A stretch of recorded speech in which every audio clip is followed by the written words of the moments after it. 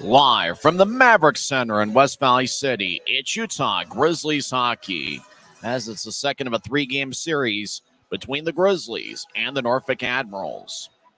Hi, everybody. I'm Tyson Whiting. It's really the calm before the storm here at Maverik Center as the Grizzlies meet the Admirals for the third time in club history.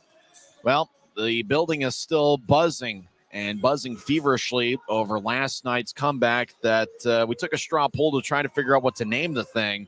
The Military Night Miracle at Maverik Center, or the Military Miracle Night, as Utah put together a comeback for the ages. Utah trailed 4-1 late in the third period, but the Grizz ended up getting a 5-on-3 power play with about 3.5 minutes left in regulation. Ryan Kanaswich called his timeout, and it was critical if the Grizzlies had any chance of coming back in the game, they were going to have to score on that 5-on-3. And they certainly did, as Kyle Mayhew bounced the puck off of Admirals forward Keaton Jamison. Now, Jamison was probably going to be the number one star of the game. He had 2 goals and 1 assist for the Admirals. Mayhew scored a 5-on-3 power play goal with 2:57 left in regulation. Now, it became a 2-goal game. 4-2, Norfolk had the lead, but the Grizzlies stayed on the power play, and 48 seconds later, it was Dylan Fitz who redirected a Kyle Mayhew shot and scored to cut into the Norfolk lead 4-3 just 20 seconds after Fitz made it a 1-goal game. It was Josh Wesley who got a one-timer, not quite from the high slot. It was about halfway from the high slot to the goal line.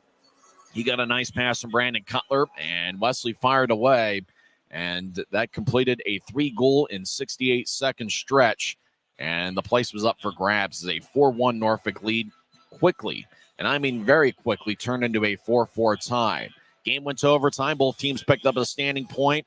51 seconds into overtime, Luke Manning, who was making his professional debut for the Grizzlies, and he was very impressive. He had 3 shots on goal. He drew a penalty. He had a breakaway, and he was looking for his first professional goal. He got back-checked by Andrew McLean. McLean slashed and did everything he could to make sure that Manning couldn't get a shot off. McLean picked up a penalty, and the Grizzlies got a 4-on-3 power play. Utah worked the puck around quite a bit. The University of Denver connection, Stapley, Mayhew worked it around quite a bit. They eventually got it to Josh Wesley in the left wing. Wesley fired a one-timer past the Norfolk goaltender, Aksari Salmonen, and just like that, it was a 5-4 victory for the Grizzlies. And you talk about the greatest comebacks in team history. Well, you think about the DAS2 game winner in round 2 of the playoffs in 2022. That was certainly a great moment. But Saturday night, with a crowd of over 8,500, although admittedly quite a few had left for the exits before the comeback, and I actually heard from quite a few of those people that had left early, and obviously they instantly regretted it, but just about everybody was tuned in their cars or at home, and they were able to spot and listen to the greatest comeback in Grizzlies history, the Military Night Miracle. That might be what we go after. I don't know. We're still looking at names. We took a straw poll. Military Night Miracle turned out to be the early winner, although we can change our minds a little bit later. That's obviously one of those games, if you're a Grizzlies fan, it's got to have a name attached to it. And for the Grizzlies, it was really that same group. Cutler, Mayhew, Stapley, Josh Wesley was that group. Obviously Dylan Fitz scored the second goal in that comeback bid. It was those guys that really contributed heavily to the Grizzlies' comeback as they won 5-4 last night. Josh Wesley was the game's number one star as he scored the tying goal late in regulation. Obviously, he scored the overtime game winner a minute 30 in. Brett Stapley had 3 assists in the comeback bid. Stapley now has 40 assists on the season, which lead the Grizzlies, and it's ranked in the top 10 in the league. Kyle Mayhew was outstanding, and really he's been unbelievable all year. Mayhew had 1 goal and 2 assists for the Grizzlies last night, and Brandon Cutler obviously contributed mightily to the Grizzlies' cause as well. And Cole Gallant had an outstanding game from start to finish. In fact, the first 57 minutes, you could say that Gallant was Utah's best player. He had 1 goal and 1 assist, and really his speed has made a difference for the Grizzlies all season long. Well, can't guarantee there's going to be a game that exciting here this afternoon, but it looks like we're going to have a fun affair. We got a different goaltending matchup tonight. It's going to be Will Cranley getting the start in net for Utah. Yesterday, Dante Januzzi saved 18 of 22. For the Norfolk Admirals, it's going to be Yaniv Peretz. Peretz wearing number 1. He's actually played in one NHL game this season, which came on January 15th as a member of the Carolina Hurricanes. That's right, he's on an NHL entry-level deal with the Carolina Hurricanes. From what I gather, the Norfolk Admirals are affiliated with the Winnipeg Jets and the Manitoba Moose. Now, Will Cranley on Utah's side, he's got an NHL contract with the St. Louis Blues. So we got the Grizzlies NHL affiliate, the Colorado Avalanche, taking on the Norfolk affiliate, the Winnipeg Jets, and we got two contracted guys from other organizations. Should be a lot of fun here this afternoon. If you're in the West Valley area, come on down and enjoy some Grizzlies hockey with us. If not, obviously, we got the game right here on Flow Sports and audio coverage on YouTube, your homes for Grizzlies hockey all season long. And if I saw it right, I think you can actually view this game for free on the league's social media platforms, on Facebook and some of the other platforms. I believe you can watch this game for free on the ECHL social media platforms. It's going to be a fun one this afternoon. We'll see what Will Cranley's able to do. He started the previous 6 games before last night when Januzzi got the start in net. The power play was certainly mighty for the Grizzlies. Interestingly enough, they scored 3 power play goals, and they did it in 3 different fashions. They scored a 5-on-3 power play goal, and then later on they scored a 5-on-4 power play goal, and then in overtime they scored a 4-on-3 power play goal. So we'll see if the Grizzlies power play can get going here. They're taking on a Norfolk Admirals team that has a record of 15-2-2 over their last 19 games. They have been one of the hottest teams in the league, but the Admirals do lead the league in penalty minutes. So the Grizzlies might get some power plays this afternoon, and if they do, it's possible the Grizzlies, which power plays, the power play unit, which really right now is about as good as it's been all year, and they get Alex Bocage back, who served a 1-game suspension last night. Bocage, the reigning league player of the week, could certainly factor into this game on the Grizzlies power play. So it's going to be a fun one here this afternoon. It's the Grizzlies and the Admirals meeting for the second of a 3-game set. Don't forget, both teams will meet on Monday night. It's going to be a Smith family night with 4 tickets for $40, and then $10 for each additional ticket after that. It's the rubber match of 3 all-time meetings between the clubs. Norfolk got a 5-3 victory on October 16th of 2017. Last night was the second all-time meeting between the clubs, and the Grizzlies obviously came away with an overtime victory. And so we'll see what happens here this evening on the third meeting between the Grizzlies and the Admirals all-time. We'll come back and talk about who's been hot for the Grizzlies as of late, and we'll also go over the starting lineups for both teams. We're in business on a Sunday afternoon, and you're listening to the Grizzlies Hockey Network, presented by Rio Tinto Kennecott. Since 1939, America First has helped people start businesses, buy homes and cars, and achieve their financial goals. Today, our top priority is still the financial success of you and your family, which is why we're giving new members $100 when they sign up for a basic savings and checking account, and another $100 when they upgrade to premium checking and enroll in and use direct deposit. So head to americafirst.com today and join the credit union that always puts its members first. Why is Jerry Seiner the #1 Kia store in the Salt Lake region? Selection. We've got over 350 new Kias to choose from. Savings. Shop over 40 new Kia Sportage models and save up to $2,500 off when you buy. Jerry Seiner has been the area's most trusted automotive source for over 40 years. Little wonder then how we've made thousands of friends to last a lifetime. Jerry Seiner Kia, South Jordan.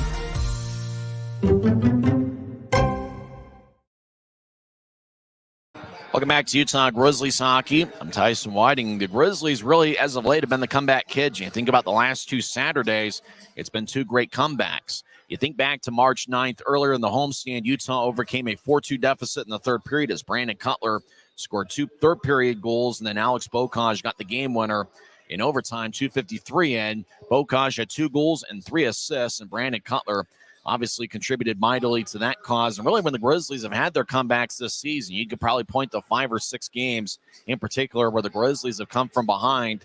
It's really been jump-started by Brandon Cutler, who's been Utah one of the most consistent players, if not the most consistent player for the Grizzlies this year. And over the last 7 games, Cutler has 5 goals and 4 assists. So watch out for Brandon Cutler's in the top 10 in goals. He's got 28 goals this season, which are tied for 8th most in the league. And he also has taken 224 shots, which ranks 2nd in the league.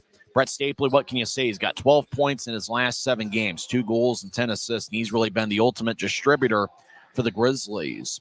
We talked about the defensive pairing of Kyle Mayhew and Josh Wesley, and both guys have really stepped up big for the Grizzlies over the last couple months. You think that Kyle Mayhew, who had 1 goal and 2 assists last night, he leads all league rookie defensemen with 44 points, 11 goals and 33 assists.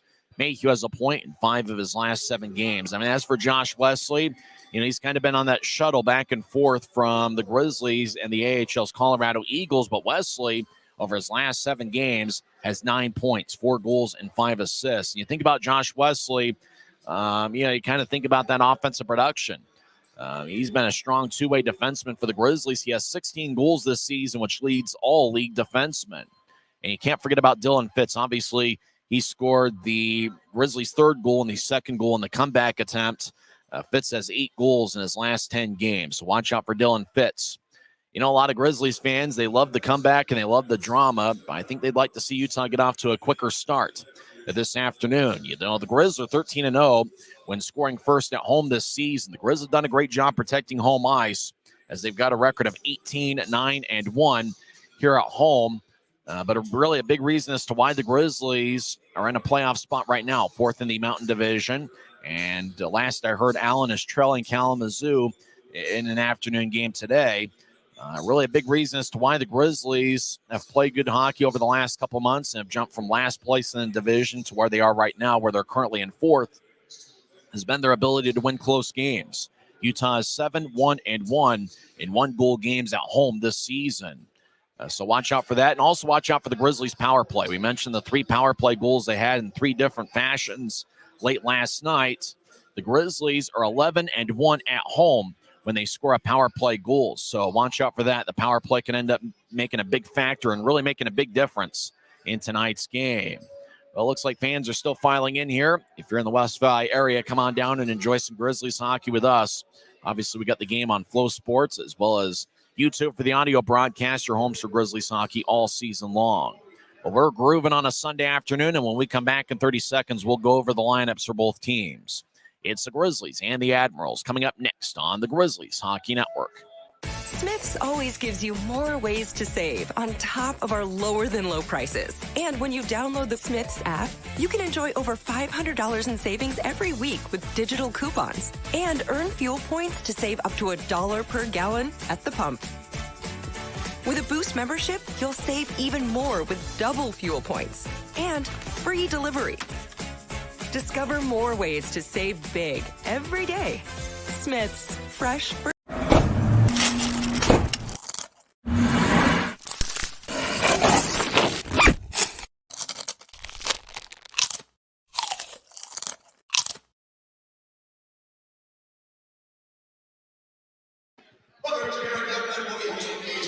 Welcome back to Maverik Center. I'm Tyson Whiting here as we're grooving on a Sunday afternoon. Grizzlies and the Admirals meeting for the 3rd time ever and the 2nd of a 3-game set. Let's get to the lineups for both teams. First for the visiting Norfolk Admirals, who are led by former Grizzlies assistant coach Jeff Carr. He's done an outstanding job with his unit. The Admirals have a record of 34-19-5-1. They have 74 standings points, which is 6 behind Adirondack, as the Admirals are in 2nd place in the North Division. Norfolk's been outstanding on the road this year. They are 16-7-4-1 on the road. Yaniv Peretz is going to get the start in net for the Admirals, and I've been working on that name all afternoon long. Hopefully I won't botch it too much. As we mentioned earlier in the pregame show, he's actually got 1 game of NHL experience, as he's got an NHL contract with the Carolina Hurricanes, and he did appear in a game with Carolina, and I think that was on January 15th. Late in the game against the Los Angeles Kings, he saw 1 shot in relief of Antti Ranta, and he stopped the shot. So he's got a perfect 1,000 save percentage in his NHL career. Peretz played the last 3 seasons at Quinnipiac University, and he won a national championship with Quinnipiac last year, where he had a 1.49 goals against average and 931 save percentage. So watch out for Peretz. This will be his 28th appearance this year. He's got a record of 13-10-2 with 1 shutout, a 3.27 goals against average, and 879 save percentage. Aksari Salminen is the backup for the Admirals. Starting defensive pairing Derek Louis-Jean, wearing number 2. He's a plus 22 this season. He'll be paired up with Andrew McLean, who was impressive last night. McLean had a goal in the first period. He scored the first goal of the contest. He's a plus 14 this season. So the starting defensive pairing is Louis-Jean and Andrew McLean. Starting forwards, Keegan Iverson, the former Rapid City forwards, in there. He's got 6 goals and 5 assists and 115 penalty minutes. Iverson's wearing number 13. Sean Montgomery will be the starting center. He's wearing number 21. Montgomery has 3 goals and 2 assists in 16 games. Thomas Caron, no relation to the Grizzlies forward Cody Caron. Thomas Caron's got an AHL contract with the Manitoba Moose. He's going to be number 26. He was a scratch last night. He is replacing Brandon Osmondson in the Admirals lineup. So the starting forwards again are Iverson, Montgomery, and Caron. Watch out for former Grizzly Keaton Jamison. He had 2 goals and 1 assist last night, and Jamison's been on a roll for the Admirals. And Danny Kadek, he had 1 goal and 2 assists last night. He's got 19 goals and 19 assists on the season, so watch out for them. And also watch out for former Grizzlies forward Garrett Sargis, who's got 7 goals in 16 games for the Admirals. So that's the lineup for the Norfolk Admirals. Let's get to the starters for the Utah Grizzlies, who have got a record of 27-30-2. They are 18-9-1 here at home. Starting in net is Will Cranley, the big 6'4" and 185-pound goaltender. This will be his 25th game overall this season. With Utah, Cranley's got a record of 5-6-2 with a 3.90 goals against average and 888 save percentage. Starting defensive pairing, Josh Wesley was last night's hero. He'll be paired up with Kyle Mayhew. The starting forwards are Brett Stapley, Brandon Cutler, and Adam Berg. We had mentioned Stapley and Cutler. They've certainly been the bread and butter for the Grizzlies all season long. So watch out for those guys. That's going to be the starters. The scratches for Utah, Kay Jensen, Michael Underwood, as well as Nathan Burke, Cody Caron, Keone Teixeira, and Dean Yakura. When we come back, we'll have face-off here at Maverik Center. It's the Grizzlies and the Admirals coming up next on the Grizzlies Hockey Network.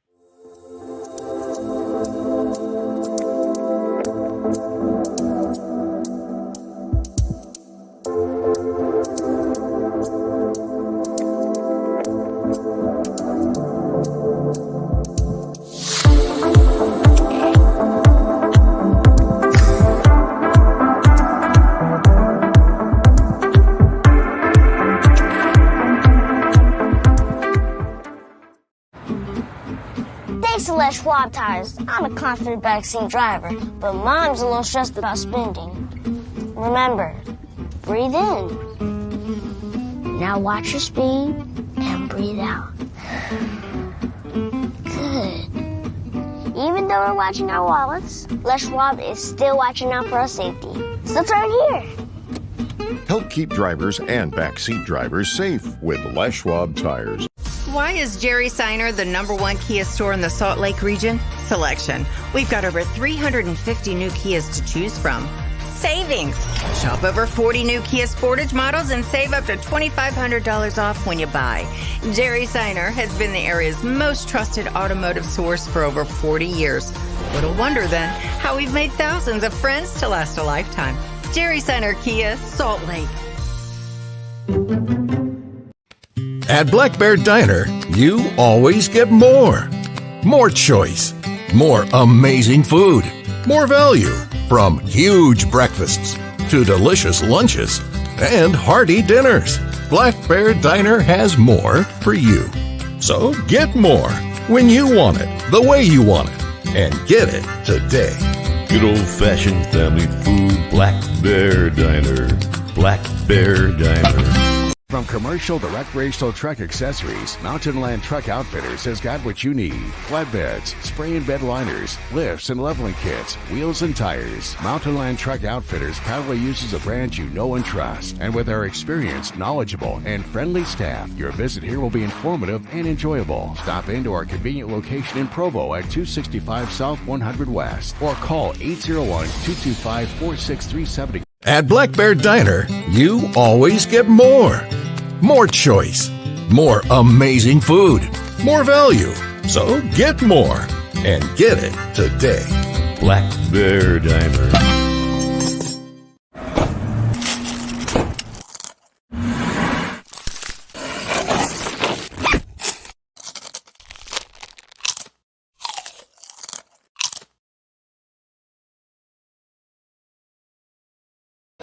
a great night for hockey as two big standings points are on the line as Utah Grizzlies take on the Norfolk Admirals in the second of a three-game series. I'm Tyson Whiting. The building is still buzzing over last night's comeback where Utah trailed 4-1, but they scored 3 goals in a 68-second stretch to turn a 4-1 Norfolk lead into a 4-4 tie. And then the Grizzlies scored in a minute 30 into overtime as Josh Wesley got his second of the night and 16th of the season. He turned out to be the hero for the Grizzlies. It's going to be interesting to see what happens this afternoon as Will Cranley gets the start in net for Utah. Cranley is making his 25th appearance overall this year and his 19th with the Grizzlies. The starting defensive pairing, for my money, one of the best in the league, Josh Wesley and Kyle Mayhew.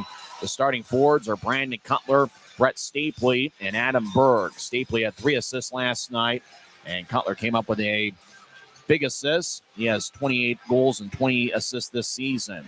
Yanni Peretz gets the start in net for the Norfolk Admirals. This will be his 28th appearance. The starting defensive pairing for the Admirals, Derek Louis-Jean and Andrew McLean. The starting forwards, Keegan Iverson, along with Sean Montgomery and Thomas Caron. Referee tonight is John Lindner. The linesmen are Tyler Keston and Andrew Collins. Puck is dropped. Utah wins the draw. They skate from right to left wearing a black jersey with white numbers and professional green trim. Wesley over to Cutler, and the puck bounced off his stick and rolls towards Norfolk equipment manager Mason Wayland, who throws it back into play. Mason was the head equipment manager for the Grizzlies over the last 2 years, and before that was an assistant equipment manager for many years. So Mason Wayland, one of many Norfolk Admiral personnel that is back in the Salt Lake Valley. Draws back at center ice, 8 seconds in. Admirals win the faceoff. Both teams have one faceoff win here so far.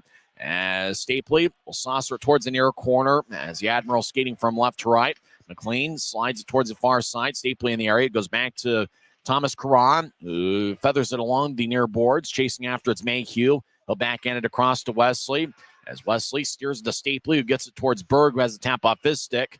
Admirals with a long-range flight out to center ice. Puck hippity hops out towards Luke Manning, wearing number 8. Manning in his second pro game. He got hit with a stick by Keegan Iverson as Iverson just slashed Luke Manning up high. And Keegan Iverson's going to go to the Rogers and Russell Legal Solutions holding cell. It's going to be a 2-minute penalty as Manning failed to draw blood as Keegan Iverson just slashed Luke Manning as Manning was entering into the Norfolk zone.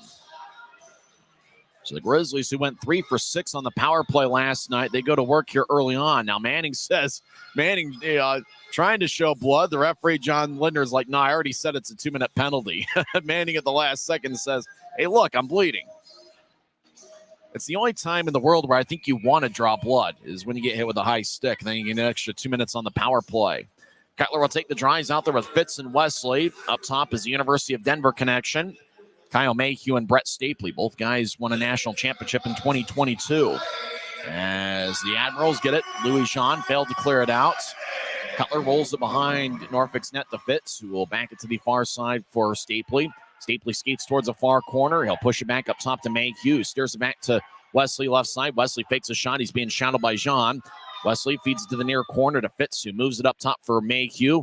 Mayhew slides to Stapley on the right side. Stapley, toe drag, keeps the puck as Jean pushes him. Stapley throws it towards the end boards. Fitz couldn't reach it.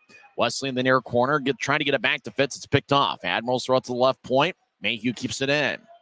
He'll fire it across to Fitz, who gets to Stapley, who surveys far side. Stapley trying to feather it out in front. Puck gets poked back to the left side. Mayhew over to Stapley, who slides it back to Mayhew. Mayhew fires lefty shot, saved by Peretz. Hacking away his burr is Fitz, who throws it to the near side as Fitz got boxed out by Louis-Jean, and the Admirals clear it out. We're still scoreless, a minute and 40 into the contest. Grizzlies in the power play for another minute as Keegan Iverson got a high sticking minor 41 seconds in. Grizzlies shuffled the deck and got new personnel as Bocage, fresh off a 1-game suspension, slides to the far side. Puck bounced off a Messner skate. The Admirals get it, and clearing it out is Mark Lewiski, who leads the league in penalty minutes with 248. Robbie Stucker skates around Cranley's net wearing number 40. Stucker played his college hockey at the University of Minnesota as well as Vermont. He gets to Bocage left side. Bocage on an NHL entry-level deal with Colorado, former third-round pick, rolls along the boards. It's cut off. And clearing it out, airborne, is Carson Musser, number 4, the 6'1 defenseman out of Grand Rapids, Michigan. Stucker around his net. About 15 seconds left in the power play. Stucker gets a new try. He'll skate down the middle. Now he enters his zone, gets the Manning. Luke Manning, 5'10", played at University of St. Thomas, second pro game, over to Bocage near goal line. Bocage moves it up top to Stucker, who skates towards his right. Now back to Bocage, left side, now across the right side. Shot hits the post. That shot was taken by Cole Gallant. As Iverson's back on the ice, Grizzlies 0 for 1 on the power plays. We're still scoreless about 3 minutes in. Norfolk clears it all the way into the Grizzlies zone. Both teams will make a change as Quinn Wicker skates down the middle. The former Rapid City Rush skater. He'll push it ahead to the right wing for Neal. Neal bounces the puck to the far corner, gets it, and he skates around the Admirals net towards the near side. Neal throws it back to the spot he vacated. Brandon Fade, the former Grizzly, throws it to the far side. Fade, one of 6 defensemen for Jeff Carr's unit tonight. Admirals have it deep in their own zone. They'll push it out to center ice. It goes off Caddick's stick, and it flies into the Grizzlies zone. Puck rolls behind Utah's net. Cranley will move it to the near side. It goes past Caddick and off of him. Puck ends up bouncing towards the middle. Keaton Jamison, left side, will toss it off the near wall as McDougal with a shot. That's blocked away by Aragon's stick. And that's Josh McDougal, number 23, the 5'11 defenseman for the Admirals. Norfolk swings along the near side. McDougal wasn't at the point as the Admirals race back deep in their own zone. Grizzlies make a line change. Norfolk with a nice outlet pass, 3/4 length of the ice as Caddick has a bounce off his stick as he was looking for Jamison. As Cutler near the Grizzlies bench dumps it in. Cutler got blasted by Musser as the Admirals moving out to center ice. The speedy Timofeyev, step on Timofeyev, skates along the left one, take a righty shot, saved by Cranley. Florent over to Smirnoff, but Smirnoff couldn't handle it behind Utah's net. Grizzlies cleared out to center. It bounced off of Stapley and wobbles towards Peretz. No icing as the Grizzlies get Stapley and Cutler off. He's replaced by Cole Gallant. He's out there with Manning. Adam Berg exits the ice, and he's replaced by Bocage. Timofeyev crosses center ice. He's a speedy 137 points this season. Got dragged around, no call. Wesley gets it to Bocage near the Grizzlies bench. He'll toss it behind his back towards the Admirals bench. Puck kept the opposite center ice. Louis Jean has a tough time locating it. He'll throw it towards the near side as Smirnoff will push it ahead. Wesley trying to get it to Gallant. Gallant gets blasted at center ice, but he dumped it in as Louis Jean delivered a hit. Luke Manning gets pushed as the puck ended up out of play with 15-18 left in the first. Still no score. Grizzlies have outshot the Admirals 2-1 early on. We're just getting underway, so grab some chips and dip and a beverage of your choice and enjoy a little bit of Sunday with us. Tyler Penner will take the draw at center ice. This is consecutive game number 204 for Penner. He'll take the draw against Sean Montgomery. Montgomery was on the right wing last night. He's a center today. Off the draw, Sarge's center ice shot is blocked away by Cranley. Now Wickers behind his net towards the near side. Gets the Fitz. Fitz pushes it back to Wickers, who moves it across to Stucker. Robbie Stucker keeps his head up as he crosses center ice. He gets it poked away. Sean Montgomery crosses center ice. Now he crosses the blue. 2-on-3. Right wing, righty shot. Saved by Cranley.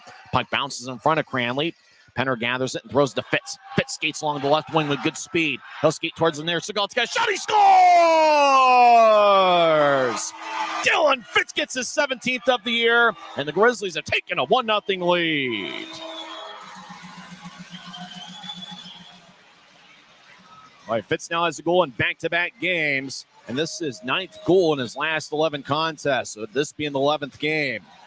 As Dylan Fitz is the opt-in first goal of the game score. Penner moved it ahead to Fitz. Fitz from his own territory just glided along the left wing very matter-of-factly north-south, and he went top shelf right over the right shoulder of Peretz. So Dylan Fitz gets one past Peretz as the Grizzlies lead 1-0.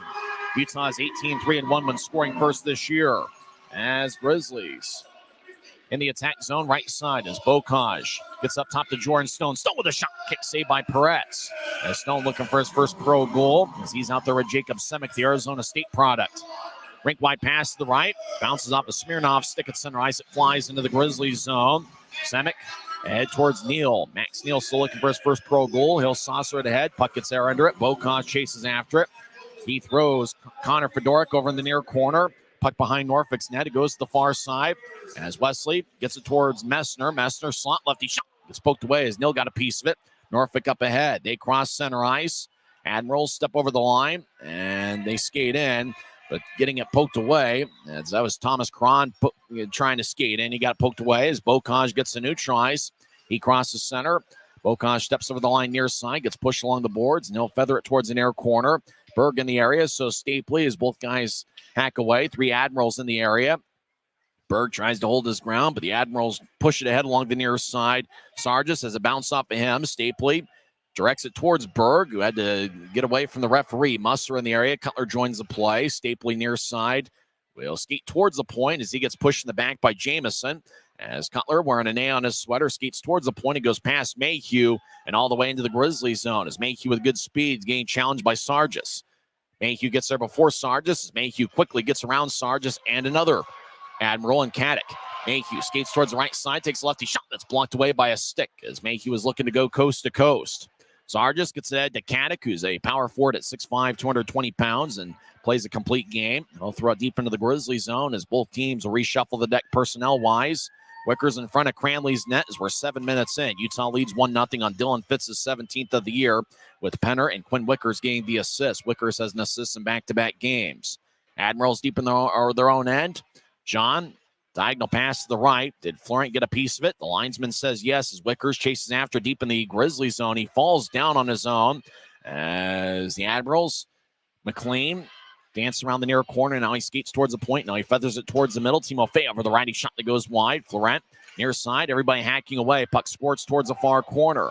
Bocage will bounce it off an Admiral. It goes towards the middle as Manning got blasted pretty good by Smirnoff. Both guys wearing number 8. Smirnoff moves it to his right. It glanced off a Gallant skate. Admirals re-enter. Florent throws it towards the middle. Timofeyev one-timers blocked by Stucker. Stucker gallops after it on the far side. Admirals will switch up skaters. Grizzlies get some new forwards. Wickers ahead to Aragon. He had to tap off his stick. It goes deep in the Admirals zone. Utah skating from right to left here in the first period. As Aragon pushes it back to center ice, Grizzlies reset. Semick across to Fitz, the lone goal scorer tonight. He'll toss it to the far corner. Admirals fly it out. It stays in the Admirals zone. They didn't get much on it. Fitz to Penner. Shot goes wide as Penner was down the middle and missed stick side on Peretz. Puck lifts out to center. Fitz at the Utah line. We'll drop it back for Semick, the Arizona State product. He outlets it to Penner. It glances off a stick and flies into the first row, where a fan makes a very impressive catch in seat 2. Dylan Fitz scored 5:14 in as the Grizz lead 1-0. Tyler Penner and Quinn Wickers picking up the assists. It's the Grizzlies 1 and the Admirals 0 here early on a Sunday afternoon at Maverik Center. This is the Grizzlies Hockey Network. Since 1939, America First has helped people start businesses, buy homes and cars, and achieve their financial goals. Today, our top priority is still the financial success of you and your family, which is why we're giving new members $100 when they sign up for a basic savings and checking account, and another $100 when they upgrade to premium checking and enroll in and use direct deposit. So head to AmericaFirst.com today and join the credit union that always puts its members first. Why is Jerry Seiner the #1 Kia store in the Salt Lake region? Selection. We've got over 350 new Kias to choose from. Savings. Shop over 40 new Kia Sportage models and save up to $2,500 off when you buy.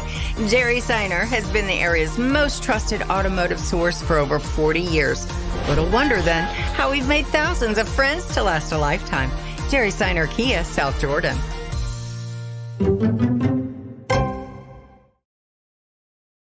11:27 is left in the first period as the Grizzlies lead 1-0 as Dylan Fitz is the Optum first goal of the game score. He tallied a 5-on-5 goal, 5:14 in. Grizzlies have had one power play so far that came in the first minute of the contest. And Grizzlies, if I remember right, maybe got one shot on that power play. Draw one by Utah. They're in their own zone as Mayhew dance around. Now he feeds it across to Wesley. Wesley will skate towards center ice, and he'll zip it in. And the puck bounced off of Cameron Nault, number 11. As the Admirals, Mark Lewinsky in the area, skates towards the line. As Max Neal drags down an Admiral. As the puck hippity hops onto Wesley, who's in the Grizzlies zone. He'll toss it ahead looking for Neal, passes behind him. As the Admirals get to the far side. Norfolk pushes out to center ice. Cameron Nault will fly it in as the puck ricochets off the near corner on one hop of the ice. As Gallant gets to Wesley, now to Max Neal down the middle. Neal will bounce it off of Thomas Cron, no relation to the Grizzlies' Cody Cron. As the puck squirts out to center ice near the Grizzlies bench. As Musser gets pushed by Berg. Taking it as Gallant, he'll throw it in. Gallant's been a great distributor for the Grizzlies this year with 31 assists. Out to new tries. Cron gets it across. Admirals will lift it in as the puck skips towards the right corner. Iverson throws it behind his back as Jamison pushes up top as the Admirals couldn't get it. Cutler ahead to Stapley. Stapley racing after it, but Stapley couldn't quite get to it before Peretz plays the puck. And he'll toss it off the end boards, does Peretz. Puck lifts out to center ice. Wickers with a right wing pass towards Berg, who moves it to his left for Cutler. Cutler over the line, back to Berg. He's near the near circle. Out to Cutler, overskates it. Now the puck, Cutler continues to battle. Jamison tries to hold his ground. Cutler took it away. Puck squirts towards the near circle. Stapley gets held up. Taking the puck is Berg, who glides towards his right. He'll toss off the far boards. Cutler throws it towards the middle. Puck bounces. Wickers on the left side gets to Stapley. Stapley across to Cutler. Far side will take a lefty shot. And a score! Grizzlies extend the lead. Berg was in the area in front of the crease trying to redirect it. It's either Berg or Cutler either way, and it looks like it's Brandon Cutler getting his 29th of the year. And what a start for Utah. It's now a 2-0 game. As Stapley got it across, Stapley's going to get an assist. Cutler had Berg cutting in front of Peretz. It's hard to really tell whether Berg got a piece of it or not. It looks like Berg didn't get a piece of it. It just bounced off of Peretz and trickled past the goal line. So no point for Adam Berg, but he did a good job shielding Yanni Peretz from the puck. Cutler's going to get his 29th goal of the season. Brett Stapley will get his 41st assist of the campaign. Off the draw goes between Stone and Semick. On to Cranley, who gets it to Stone, back to Semick. As Bocage gets hit in the back by Fade. Bocage over to Semick, who skates down Broadway, crossing neutral ice. He'll chip it to the left for Bocage. Bocage gets hit. Losing the puck, losing his stick was Smirnov.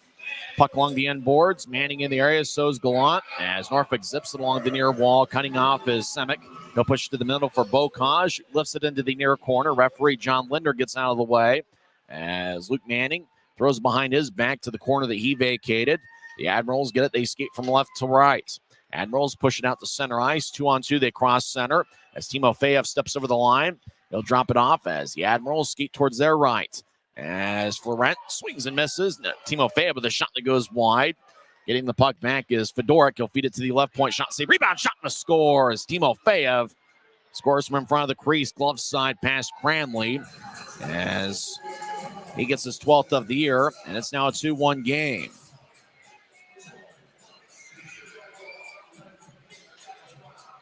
As the puck just kind of had a mind of its own there in front of the crease. And Timofeyev, who's been one of the Admirals' best players, comes away with the goal. Shot was taken from the left point.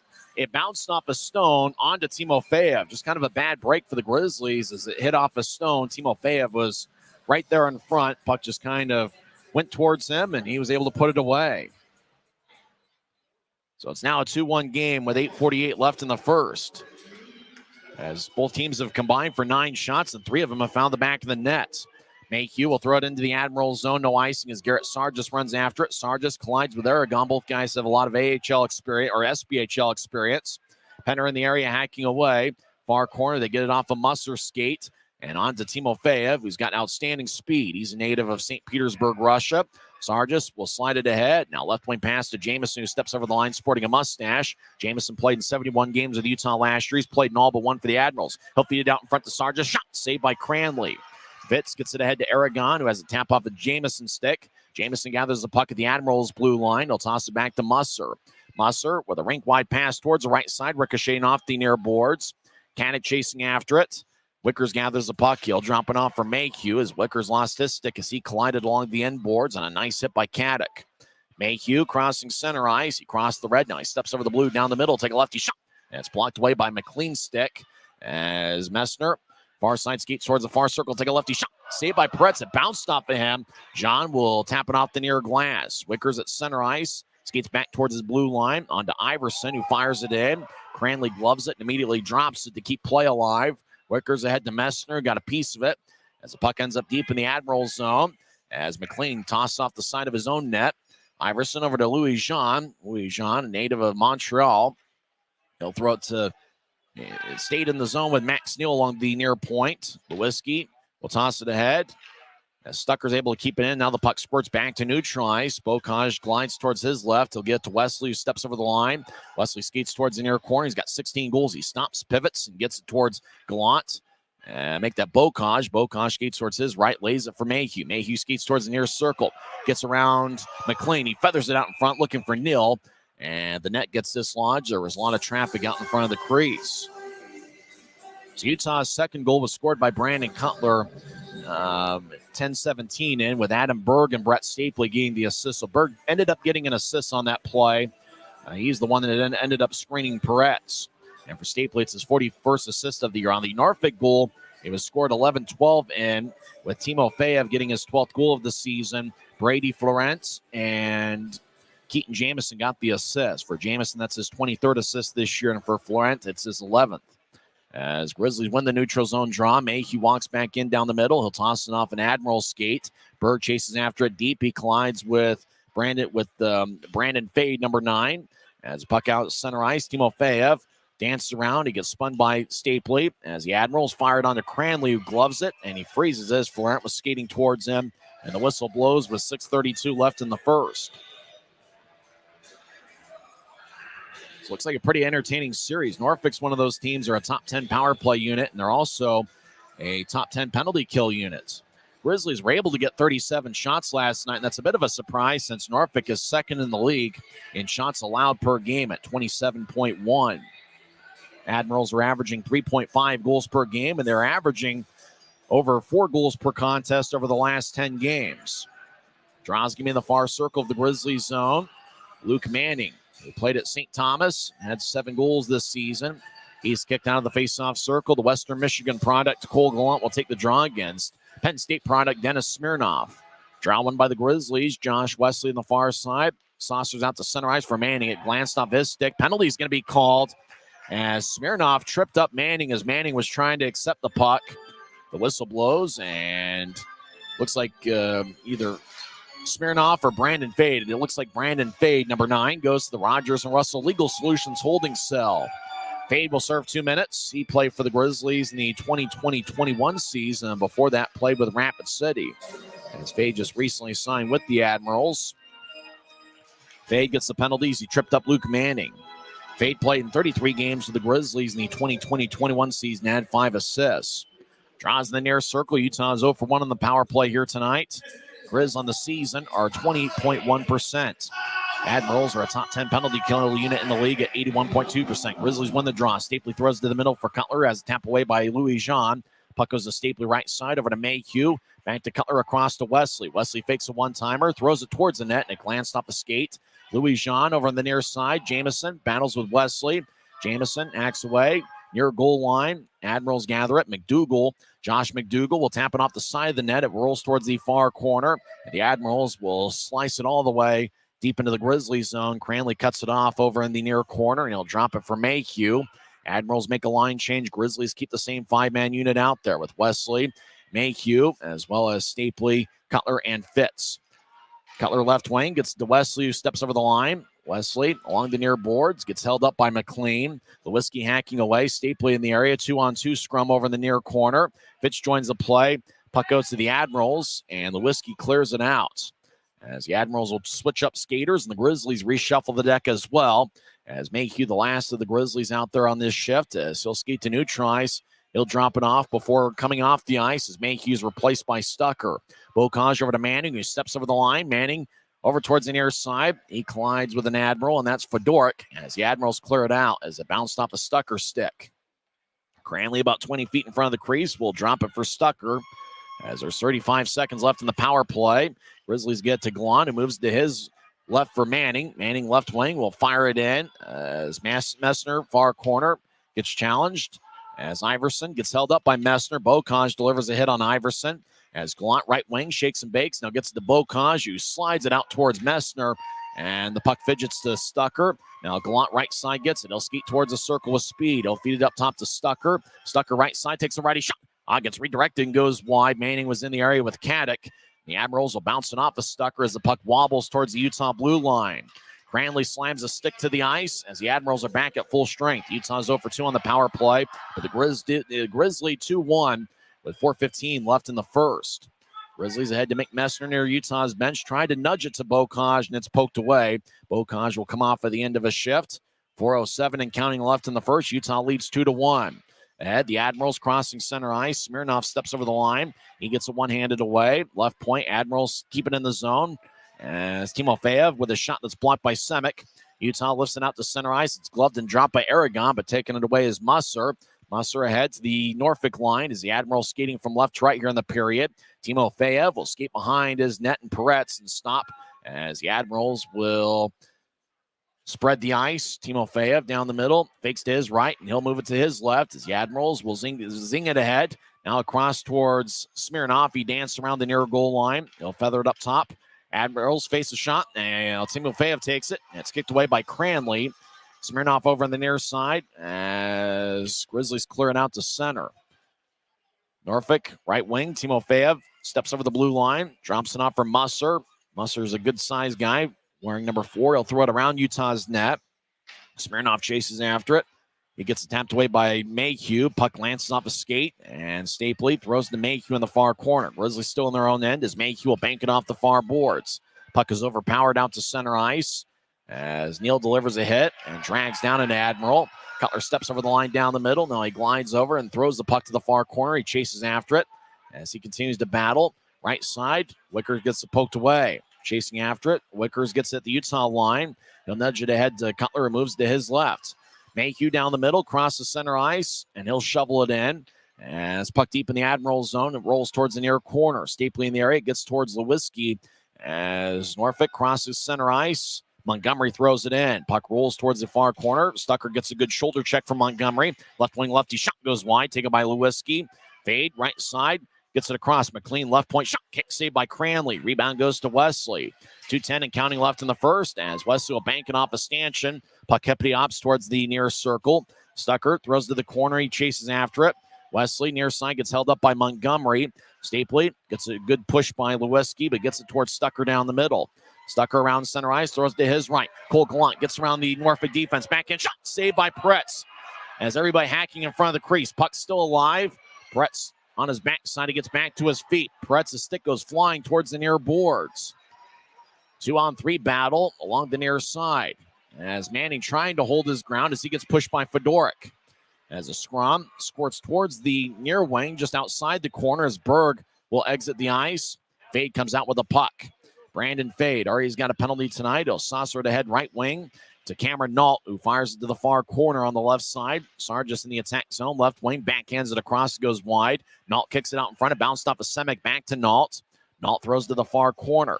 Sargis wearing number 27, back to Nault. Shot is blocked by Manning. Now, shot saved by Cranley. Everybody rolling around in front of the crease. Cranley goes down. Bocage rolls it around to the far side. Manning gets a good check by Caddick. 1 minute left in the first period. Utah leads 2-1. As the battle along the far wall. Manning, as the puck will fly all the way towards the near side, as Semic got a good check from Caddick. McDougal throws it out to the far point. Nobody was home as the Admirals get it back at their blue line. Grizzlies quickly get in a line change. Out to the near side for McDougal. He'll push it to his left. Sargis down the middle will step over the line. Now he veers off to the left, drops it off for Musser. He'll take a left wing shot that goes wide. As Jamison right side shot saved by Cranley. And he eventually holds on with 27 seconds left in the first. A lot of action picking up here at Maverik Center. Both teams have taken 8 shots here. And remember, it looks like the game is on for free on Flow Hockey. Just follow the league's social media channels or also follow Flow Hockey. Just find the link and you're able to watch this game for free. The Sunday showcase that the league puts on with a free game every week, and it just happens to be the Grizzlies and Admirals this week. Admirals win the draw. Timofeyev, right side, he's already got a goal tonight. He'll take a righty shot. And a glove save by Cranley as he snatched it out of the air about chest high and holds on. 21 seconds are left here in the first. The Grizzlies have a 2-1 lead. During the intermission, we'll go over all the stats of the first period. We'll also go over some scores from around the world of sports. There's a crowd having a good time here in the second of a 3-game set. Don't forget that Monday night's going to be the series finale. It's going to be a Smith's family night. 4 tickets for $40 and then $10 for each additional ticket after that. Grizzlies win the draw, skating from right to left. Ahead to Aragon, who zips it towards Penner. Penner has it tap off his stick. He regathers it and throws to the far corner. 10 seconds left as the puck rolls along the near side as it goes into the Grizzlies zone. As Josh Wesley chasing after it. 2 seconds left. He gathers the puck, and that'll do it for 20 minutes here at Maverik Center. as Utah leads 2-1 as they got goals from Dylan Fitz with 5:14 into the first. He's the Optum first goal of the game scorer. Brandon Cutler made it 2-0. He scored 10-17 in. The Admirals got a goal with Stepan Timofeyev. He got his 12th goal of the season with Brady Florent. And Keaton Jamison gained the assists. We'll come back and recap the first 20 minutes of play, and we'll also go over some scores from around the world of sports. Once again, after two periods, it's Utah Grizzlies 1, the Utah Grizzlies 2, and the Norfolk Admirals 1. This is the Grizzlies Hockey Network.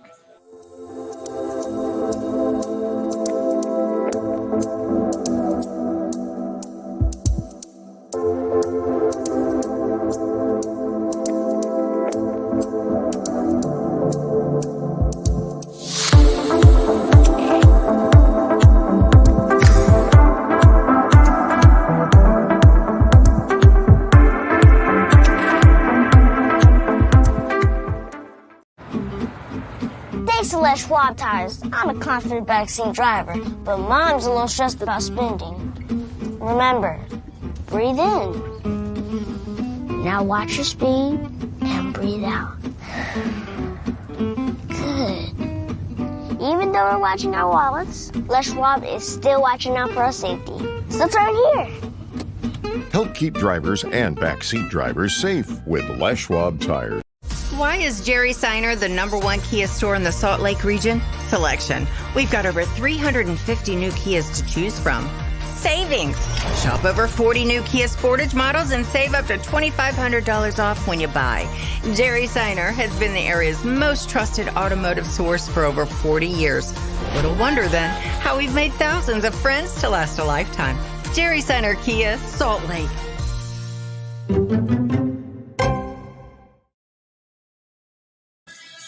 First intermission here at Maverik Center, a second of a three-game set. Utah leads 2-1. The Grizz scored the first two goals of the game, and that's certainly a good sign. If you know the Grizzlies and have been following them all year, you know the Grizzlies have been outstanding when scoring first. They are 18-3-1 when tallying the first goal of the game. Dylan Fitz is the Optum first goal of the game scored as 5:14 into the first. Really, he had pretty much an open lane. Penner just kind of nudged it to him at neutral ice, and then Fitz just kind of, as he's done many times in a Grizzlies uniform, just kind of matter-of-factly skates north-south towards the nearest circle, and he went top shelf right over the right shoulder of Yaniv Peretz. So Fitz got his 17th of the year. The Grizzlies Iron Man Tyler Penner gets his 9th assist this season, and Quinn Wickers gets his 12th assist of the campaign as Utah took a 1-0 lead, 5:14 into the first period. 5 minutes and 3 seconds later, it was Brandon Cutler getting his 29th of the year as he scored from the right wing. Brett Stapley and Quinn Wickers picked up the assist. Initially on the sheet I got, they had listed Adam Berg as getting the assist, but instead it's Wickers getting his second assist of the first period. Cutler was on the right wing. Adam Berg was cutting in front of Peretz. He might have impeded some of the vision. Berg didn't get a piece of it, but he could have had an impact on it as the puck did bounce off of Peretz, and the puck just kind of bounced off of Peretz and wobbled past the goal line. And for Brandon Cutler, you know, what can you say? He's picked up his 29th goal of the season. He is tied for 6th in the league in goals. And obviously a guy that takes as many shots as Cutler does. He only had one shot in the first period, and he made it count with his 29th goal. Cutler is second in the league with 225 shots on goal. That's through the first period here today. So Utah took a 2-0 lead at that point.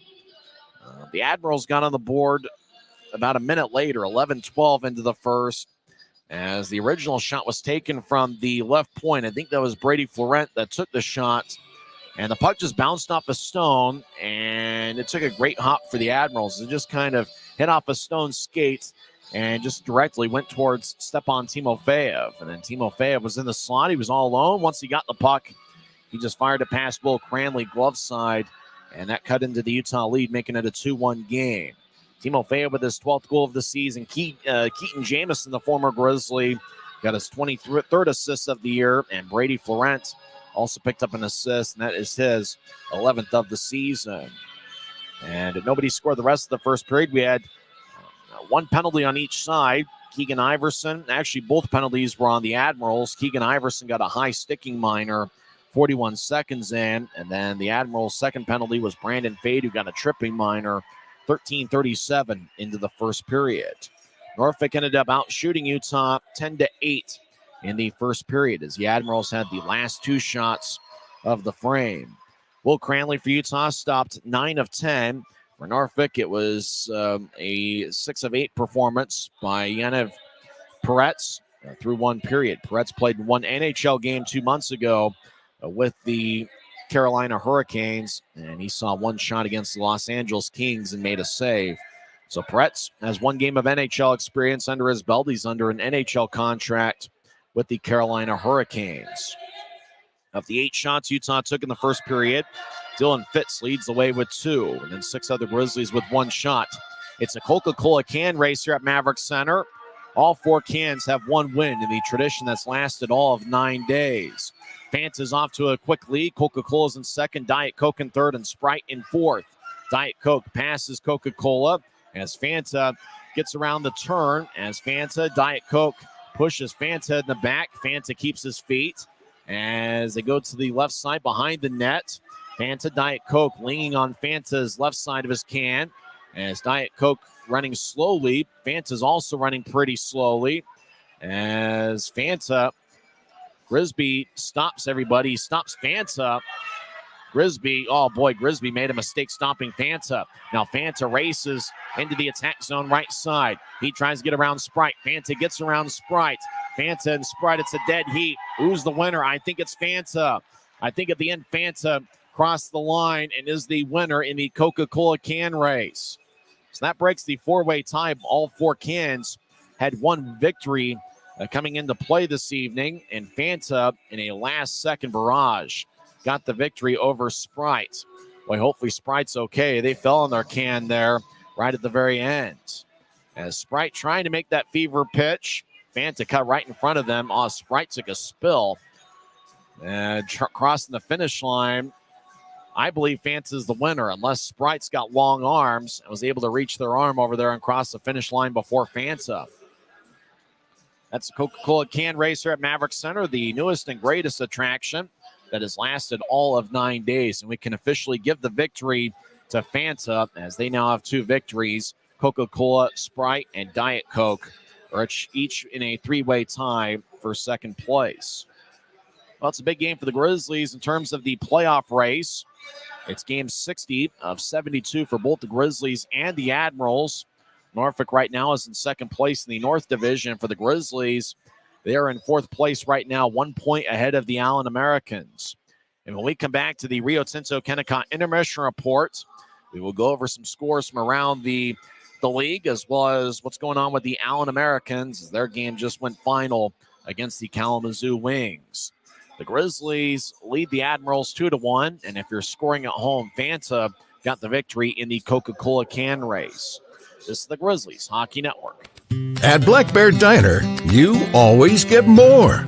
More choice, more amazing food, more value, from huge breakfasts to delicious lunches and hearty dinners. Black Bear Diner has more for you. So get more when you want it, the way you want it, and get it today. Good old-fashioned family food, Black Bear Diner. Black Bear Diner. From commercial to recreational truck accessories, Mountain Land Truck Outfitters has got what you need. Flatbeds, spray and bed liners, lifts and leveling kits, wheels and tires. Mountain Land Truck Outfitters proudly uses a brand you know and trust. And with our experienced, knowledgeable, and friendly staff, your visit here will be informative and enjoyable. Stop into our convenient location in Provo at 265 South 100 West or call 801-225-4637 to get a quote for your fleet or individual truck. Mountain Land Truck Outfitters. Welcome back to Maverik Center. First intermission, Utah leads Norfolk 2-1. That's a big game for both teams in the standings races and in the playoff races. For the Norfolk Admirals, they're in second place, but they're in second by a wide margin as they have a 12-point lead over third place Newfoundland. Norfolk is 6 points behind the Adirondack Thunder, as Adirondacks had an outstanding year. They're in first place in the North Division. Norfolk's in second. Adirondack is off tonight, so Norfolk can pick up 2 points on Adirondack in their race for the North Division title. As for the Grizzlies, they are in 4th place in the Mountain Division with 56 standings points. They are 4 points behind Tulsa for 3rd place, and the Grizzlies are 1 point ahead of the Allen Americans. Allen has 55 standings points and are in 5th place. Wichita, who was off this week, they have 54 standings points, and the Rapid City Rush is bringing up the rear with 49 standings points. Allen lost 6-1 to Kalamazoo. That's right, Kalamazoo got a 5-goal victory in a game that featured quite a few penalties towards the end. Allen had 46 minutes worth of penalties. Kalamazoo had 42. Interestingly enough, Kalamazoo was 2 for 7 on the power play. Allen was just 1 for 1 on the man advantage. The only goal scored by Allen was Colby McCauley. Former Grizzly forward Eric Bradford was with the team in the 2016-2017 season when current Norfolk coach Jeff Carr was an assistant under Tim Branham. Bradford picking up goals 23 and 24 on the season. Bradford also had an assist as he had a 3-point game. Actually had 2 assists. Bradford with a 4-point game for the Kalamazoo Wings. He was a +2 and had 6 shots. Bradford was one of Utah's best players in the 2016-2017 season, where Utah put together a pretty good run in the second half to clinch a playoff spot towards the end of the year. And Jeff Carr, the current Norfolk head coach, was an assistant for the Grizzlies that season. Eric Bradford, no question, is the number 1 star for Kalamazoo as the Wings defeat the Allen Americans 5-1. So the scoreboard really goes into Utah's favor. That's the only real big Mountain Division battle. In fact, I think outside of this one, that's the only other Mountain Division team in action. So in terms of scoreboard watching today, could be in the Grizzlies' favor. Obviously, they got to take care of business here against the Admirals and climb up 2 more points ahead of Allen for 4th place in the division. Other games in the league, just about everyone's gone final. South Carolina defeats Savannah 6-4. Toledo gets a 3-2 win over Atlanta. Jacksonville shuts out Greenville 1-0. Cincinnati gets a 4-0 victory over Indy, and it looks like a game that has just gone final. Maine gets a 6-3 win over Reading. When we come back, we'll talk some hockey and give you some stats from the first period. And eventually we'll get to second period action here at Maverik Center as the Grizzlies lead the Admirals 2-1. This is the Rio Tinto Kennecott Intermission Report on the Utah Grizzlies Hockey Network. This isn't just copper. It's our job. It's food on our family's tables. Without it, we couldn't stay in touch. It's what keeps our homes warm and our lights on. It's the power behind the team and a greener, brighter future. This isn't just copper. It's a proud Utah and a strong America. Why is Jerry Seiner the #1 Kia store in the Salt Lake region? Selection. We've got over 350 new Kias to choose from. Savings. Shop over 30 new Kia Seltos models and save up to $2,000 off when you buy. Jerry Seiner has been the area's most trusted automotive source for over 40 years. Little wonder then how we've made thousands of friends to last a lifetime. Jerry Seiner Kia, Salt Lake.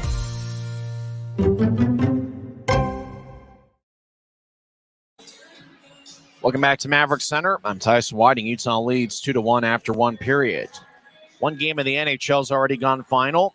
In a battle of 2 teams that reside in the state of New York, the Rangers get a 5-2 victory over the Islanders. As New York's had an outstanding year, the Rangers are Stanley Cup contenders. The Islanders are certainly an interesting team. They have lost 15 games past regulation as New York. They're currently led by Hall of Fame goaltender Patrick Waugh. Rangers defeat the Islanders 5-2. One game in progress. 13 minutes are left in the third period. New Jersey and Vegas are tied at 1. There's 4 games starting at 4 o'clock in the NHL. San Jose is at Chicago. Winnipeg is at Columbus. Winnipeg is the NHL affiliate of the Norfolk Admirals. Carolina is at Ottawa. And the Detroit Red Wings are at Pittsburgh. At 5 o'clock, Anaheim is at St. Louis. In a few minutes from now, we'll find out who makes the NCAA tournament as Selection Sunday. The selection show starts in about 5 minutes as a fan chugging a beer with his left hand, and looks like he has just about completed the beer, and he does. And the only thing left there was the orange. As now another fan sees himself on the video board. She gives the peace sign. She's like, I am not chugging this thing. Well, she's giving it a start. No, she's like, I'm not chugging it. Flex cam is on here at Maverik Center as we're having a good time on a Sunday afternoon. Some stats of the first period. Utah had 8 shots in the first, and 5 of them were considered scoring chances by the off-ice officials. Norfolk had 10 shots in the first period. 3 were considered to be scoring chances. In the face-off circle, according to the off-ice officials, Utah won 10, and the Admirals won 3. Utah had 2 power plays in the first period, and they ended up with 1 power play shot. Norfolk had 7 hits through 1 period, and the Grizzlies have 5. Utah had 3 giveaways, and the Admirals had 2. Typical Sunday crowd here at Maverik Center. Second of a 3-game set. Don't forget that tomorrow night is going to be the series finale.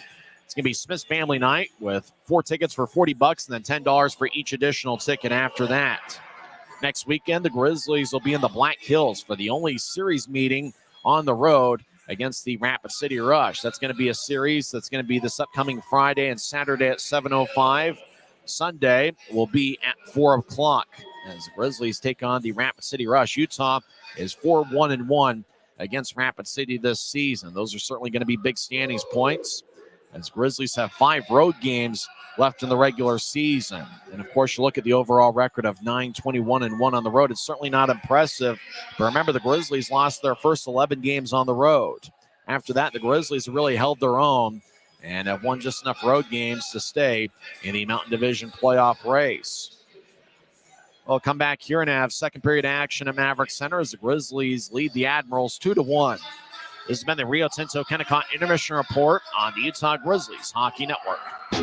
Maverik's new bean-to-cup machines always deliver a freshly ground cup of coffee on demand, so you can enjoy any of our premium roasts at their best, day or night, hot or iced. Enjoy a fresh cup today. At Black Bear Diner, you always get more. More choice. More amazing food. More value. So get more. And get it today. Black Bear Diner. Why is Jerry Seiner the #1 Kia store in the Salt Lake region? Selection. Shop over 50 new Kia Sorrentos with savings up to $4,500 off at Jerry Seiner Kia, South Jordan.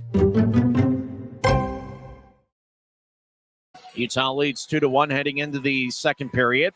It's already a multiple-point game for Quinn Wickers, who had one of the assists on both of Utah's first period goals. Wickers now has a point in 2 straight games as he had an assist last night. And for Wickers, it is his first multiple-point game of the season. As Quinn Wickers started the year with the Wheeling Nailers and was traded for Jordan Martell in early December. Grizzlies will be skating from left to right as we see it from high top section 114 in your mind's eye. See it on YouTube. Remember, you can also watch this game on the league's Flow Sports channel, on the league's social media channels, as well as Flow Hockey, your exclusive home for the video stream of the ECHL. Yep, you can watch this game for free. Grizzlies and the Admirals, the Sunday showcase that they have every week on Flow Hockey. Grizzlies will start the second period with the same 5 that started the game. Brandon Cutler, Brett Stapley, and Adam Berg. The defensive pairing is Josh Wesley and Kyle Mayhew. Dennis Smirnoff will take the draw for the Admirals. Timo Feyev on the left wing. Louis Jean and Andrew McLean, the starting defenseman. Keaton Jamison also out there for Norfolk to start the second period. As the Admirals rolling with some different skaters. Actually, it's Brady Florent instead of Jamison for the Admirals. They're starting a different unit here in the second period than they did the first. Admirals having their own zone. They skate from right to left. Timo Feyev falls down on his own. Well, I thought he fell down on his own, but he was assisted by the stick of Adam Berg as Berg gets 2 minutes for tripping. As for a second, it looked like an Admiral tripped over the blue line, but instead he tripped over Berg's stick. So Adam Berg gets Utah's first penalty of the game 14 seconds into the second period. Norfolk's power play this year is one of the best in the league at 21.2%. Grizzlies have the 6th best penalty kill unit at home. As was a good call by the referee as Berg tried to be slick with it, but he tripped up Timofeyev. Timofeyev, with his speed and quickness, probably draws a lot of penalties for the Admirals. He's a guy that looks to be the quickest and fastest of all the Norfolk players. And if it's not him, it's Smirnov. As Timofeyev gets the puck after the Admirals won the draw, Timofeyev glides towards his right. They'll take a righty shot. Saved by Cranley. Rebound goes towards the far corner. Mayhew Fandon clearing it out as the puck kept the ops onto Messner. He battles. Messner will backhand it towards the near wall. Taking it is Smirnov, who was part of the Grizzlies training camp roster in the 2020-21 season. The Penn State product gets to Musser, left wing. Musser drops it back for Smirnov, who crosses center ice. Smirnov, number 8, steps over the line. He's not a very big guy, but he's quick and shifty. Smirnov, the former draft pick of the Colorado Avalanche, rolls it towards the far side. Jamison backhands it up top, right point. Admirals ski towards the far corner. As Norfolk gets it up top to Musser, he'll move it to the right side. Righty shot is blocked away. And that was taken by Timofeyev, who drew the penalty. Timofeyev, far corner, surveys. The native of Russia will saucer it out to the left side for Smirnov. Smirnov, slot toe drag, shot saved by Cranley. And Will holds on with 1:02 left in the Norfolk power play. Grizzlies still lead 2-1 as there's 18:48 left in the second. Both teams will make a change. Grizzlies are waiting to see who comes out for Norfolk. Looks like Tyler Penner and Aaron Aragon will join the battle. Quinn Wickers, who's got 2 assists already this afternoon, and Robbie Stucker. For the Admirals, Sean Montgomery will take the draw. He's got Brady Florent to his left and Cameron Nault to his right. Up top is Andrew McLean and Thomas Caron. Caron, a 23-year-old who's on an AHL contract with the Manitoba Moose. Norfolk wins the draw. Caron, right wing lefty, shot to score. Thomas Caron was all alone in the far circle. He fired away, and Thomas Caron, who was a scratch last night, gets his 6th of the year. And just like that, we're tied at 2. Caron was just outside the far circle. Looked like, kind of like the Cutler goal in the first period. It looked like there was a couple bodies cutting in front of the goaltender, and that it was on that same net. And it looked like Cranley might not have had that good a vision of the shot. So we're tied at 2 with 18:44 left in the second. Draw one by the Grizzlies. As Stucker gets to Wickers on the far side, back to Stucker. Grizzlies are in their own end, skating from left to right. Stucker's out a new try, so zip it in. Chasing after it's Luke Manning. Manning tried to push it out in front. It bounced off of McLean. Louis Jean will throw it ahead. Sargis will steer it out to center ice. Bouncing puck is gathered by Lewiski near side. Lewiski, sharp angle shot, saved by Cranley. He holds on. Keegan Iverson stops pretty close to Cranley. Too close for Stucker's liking. As Cranley holds on. Norfolk has taken each of the first 4 shots of this second period. As Lewiski took the shot, and then Iverson made sure that he stopped right in front of Will Cranley. Stucker and company says, get out of here. As Iverson, he could have stopped 5 feet in front of Cranley, but now let's just get right in there. Kind of what Johnny Walker did last season with the Grizzlies. Caron got the power play goal. The assist went to McLean and Brady Florent. So Florent has 2 assists for the Admirals here this afternoon. As after Utah scored the first 2 goals of the game, Norfolk has responded with 2 unanswered. Timofeyev in the first period, and here in the second period, Thomas Caron. Right point, McLean with a shot that goes wide. As the Admirals won the face-off. Cutler will squib it out to center ice. Puck ricochets off the near board, and the puck flies out of play off a Stucker stick into about row 4 of section 112. As we'll see, fans are looking for the puck, and it looks like Burnett comes away with it. A lot of green in the stands, and the woman that picked up the puck has a green shirt. The gentleman she's with this afternoon's kind of got a darker shade of green on his shirt. Jamison will take the draw near side against Brett Stapley. Jamison won a ton of faceoffs for the Grizzlies last year, and he takes a lot of the big faceoffs for the Admirals this season. Stapley has 1 assist this afternoon and 41 on the season. Drop goes into the air towards the slot. It bounced off a glove. Now the Grizzlies moving out to center ice. Berg over to Stapley, right side, back towards Berg. It bounced off a Admiral skate. The Grizzlies enter the zone as Cutler behind the net feeds it out front. It bounced off a skate back towards Cutler. He feeds it to the near side. Berg chases after it. Right point, Stucker in the area. He tripped up Caddick, and that's going to be a penalty. Wickers chases after and touches up the puck as Robbie Stucker gets an interference minor. as the Admirals are chasing after the puck behind Stucker, and Stucker just kind of took his leg out. Probably could have called it a trip, but instead it's going to be interference. And so the Admirals are going to get their second power play here of the second period. As Danny Caddick trying to get around Stucker, and the referee, John Lindner, was in the spot to make the call. Brady Florence on the ice for the Admirals. He's already got 2 assists this evening. Sean Montgomery will take the draw. Cameron Nault's also out there. Up top is Thomas Cron, who scored that second period power play goal with Andrew McLean. McLean scored the first goal of the game last night. A game where Utah won 5-4, and one we'll never forget. Off the draw, McLean gets it left side. Shot gets redirected and goes wide. It bounced off a stick as Wesley pushes ahead to Cole Gallant. Gallant stops near the Grizzlies bench. He's surrounded by 4 Admirals. Gallant will throw it in, and he'll skate back to neutral ice. The Admirals spread the ice deep in their own zone, skating from right to left. 2.5 minutes into the second period, we're tied at 2. Left wing for Cameron Nault. He steps over the blue line. He'll fire it across towards the right side as it squibs towards the corner. Bouncing puck. Montgomery couldn't get it. Wesley will whack it around the boards. Left side, McLean couldn't keep the line. He gets pushed by Aragon. As Aragon at center ice gets it ahead. Gallant steps over the line. Far side. He loses the puck towards the far corner. Coming up with it's the Admirals. Nault moves it to his right. Admirals cross center ice, so they get it back to Nault, who skates down the middle. Now he veers off to the left. He'll wrap it around the boards deep in the Grizzlies zone. Puck hit the opposite to the right point. Musser will toss it towards the skate. It's taken away to center ice. Aragon gets it. Admirals back defensively as Aragon gets it to Josh Wesley at the near side. As Wesley now stops behind Cranley's net. Admirals make a line change as Wesley will saucer it all the way across ice. Yanni Peretz will get it to Musser.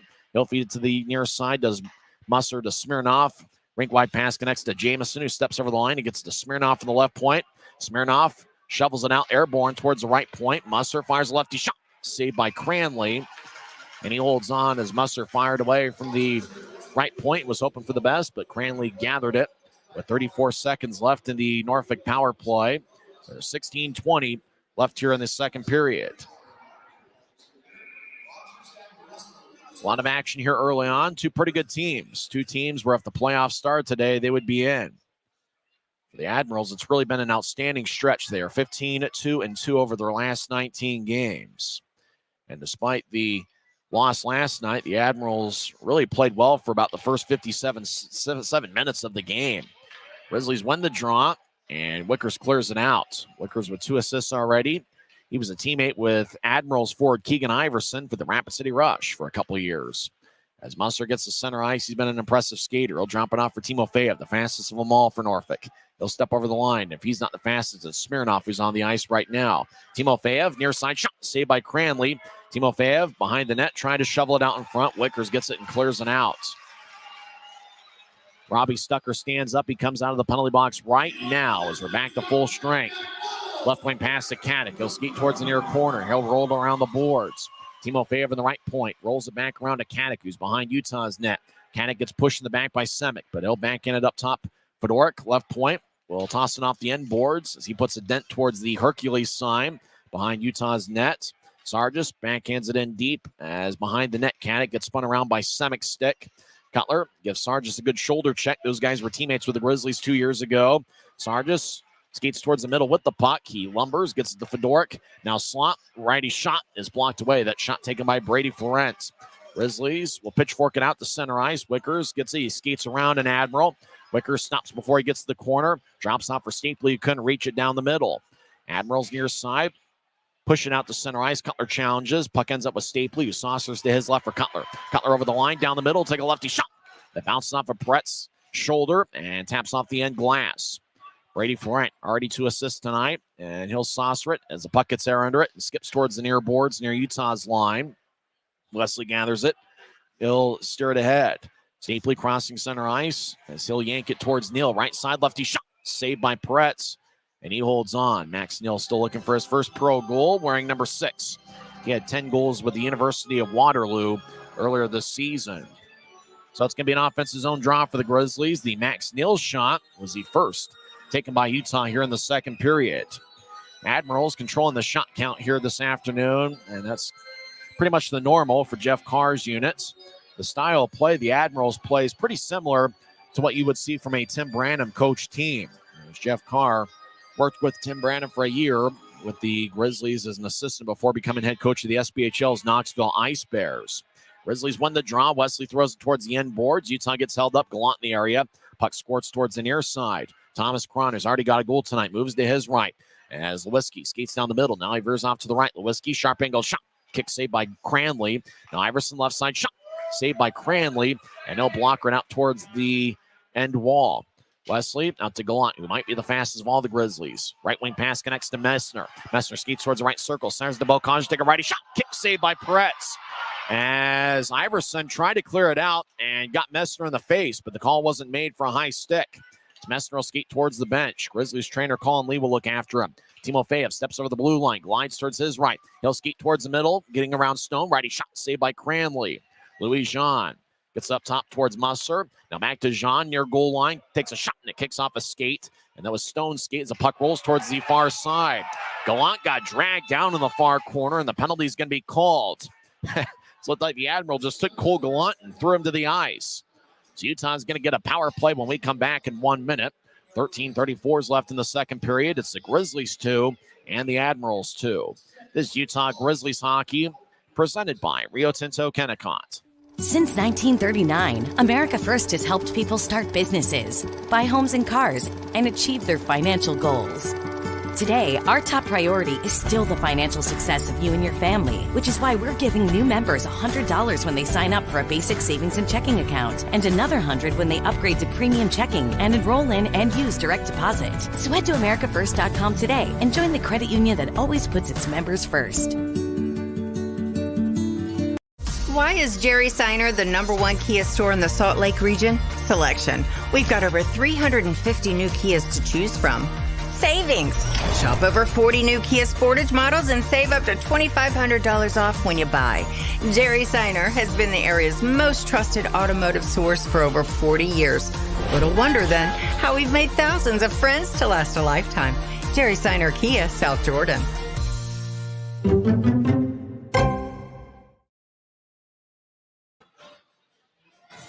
We're tied at 2 with 13:34 left in the second period. We're tied at, as I mentioned before, we're tied at 2. Brady Flank got 2 minutes for holding, 6:26 left in the second period. We're still buzzing from last night's comeback victory for the Grizzlies, one of the more memorable games in Grizzlies history, at least in recent memory. Stapley will take the draw. He's out there with Dylan Fitz, and Brandon Cutler up top is, for my money, one of the best defensive pairings in the league. Kyle Mayhew and Josh Wesley. Watch out for Wesley. He's got 7 power play goals this season, which leads all league defensemen. Draw one by Utah. They kind of jostle for positioning behind Norfolk's net as the puck slides towards the right point for Wesley. Wesley over to Cutler near corner. Cutler banks it off the end boards for Fitz, who feeds it up top to Mayhew. Mayhew directs it to Wesley, who gets it back to Cutler. Cutler taps off the end wall to Stapley, who slides it across the far side for Mayhew. He moves it across to Wesley, who fakes a shot and gets it to Cutler, who moves it back to Wesley. Wesley fakes a shot, gets it to Mayhew, gets it back to Wesley. Right wing, he fakes a shot and throws it to Cutler. Cutler over to Stapley on the far side. Stapley to Fitz down the middle. Shot saved by Peretz. And he holds on. Boy, Brett Stapley was over in the far corner. Fitz was right in front of the crease. Pass went tape to tape from Stapley to Fitz. Fitz had a good look for a second of the game. And Yanni Peretz made a great save as Peretz just kind of glided quickly towards his left to deny Dylan Fitz. Fitz is kind of laughing it off as he's really been a great goal scorer for the Grizzlies over the last month. As Fitz looked up to the heavens and he knew that was a good opportunity. We're tied at 2. 1:25 left in the power play. Grizzlies win the draw. Wesley right side. We'll get it to Cutler. He's along the near corner. He'll throw it behind his back to Fitz, who glides it along the far wing boards for Stapley. Stapley surveys in the corner. He feeds it up top to Mayhew. Mayhew left point, dance around, and he gets to Wesley, who shuffles to his left. He pushes it to Cutler right side. Cutler along the board, skates towards the point. Now he gets up top to Mayhew. Mayhew fakes a shot, trying to get to Cutler, but the puck kind of flubbed off his stick, and the Admirals were able to clear it out. Sean Montgomery cleared it out, and he comes off the ice. Cutler gets back checked by Nault, but Cutler strong with the puck. He crosses center ice. He'll throw it back to Stapley. Stapley down the middle, across the center ice logo. He'll feed it to his left as Grizzlies step into the attack zone.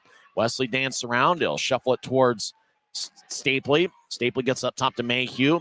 Mayhew filters towards his right, gets to Wesley, who gets it back to Stapley. Far side, righty shot, saved by Peretz, pucking it up back to Stapley. Takes a shot, It's blocked away, and the Admirals clear it out.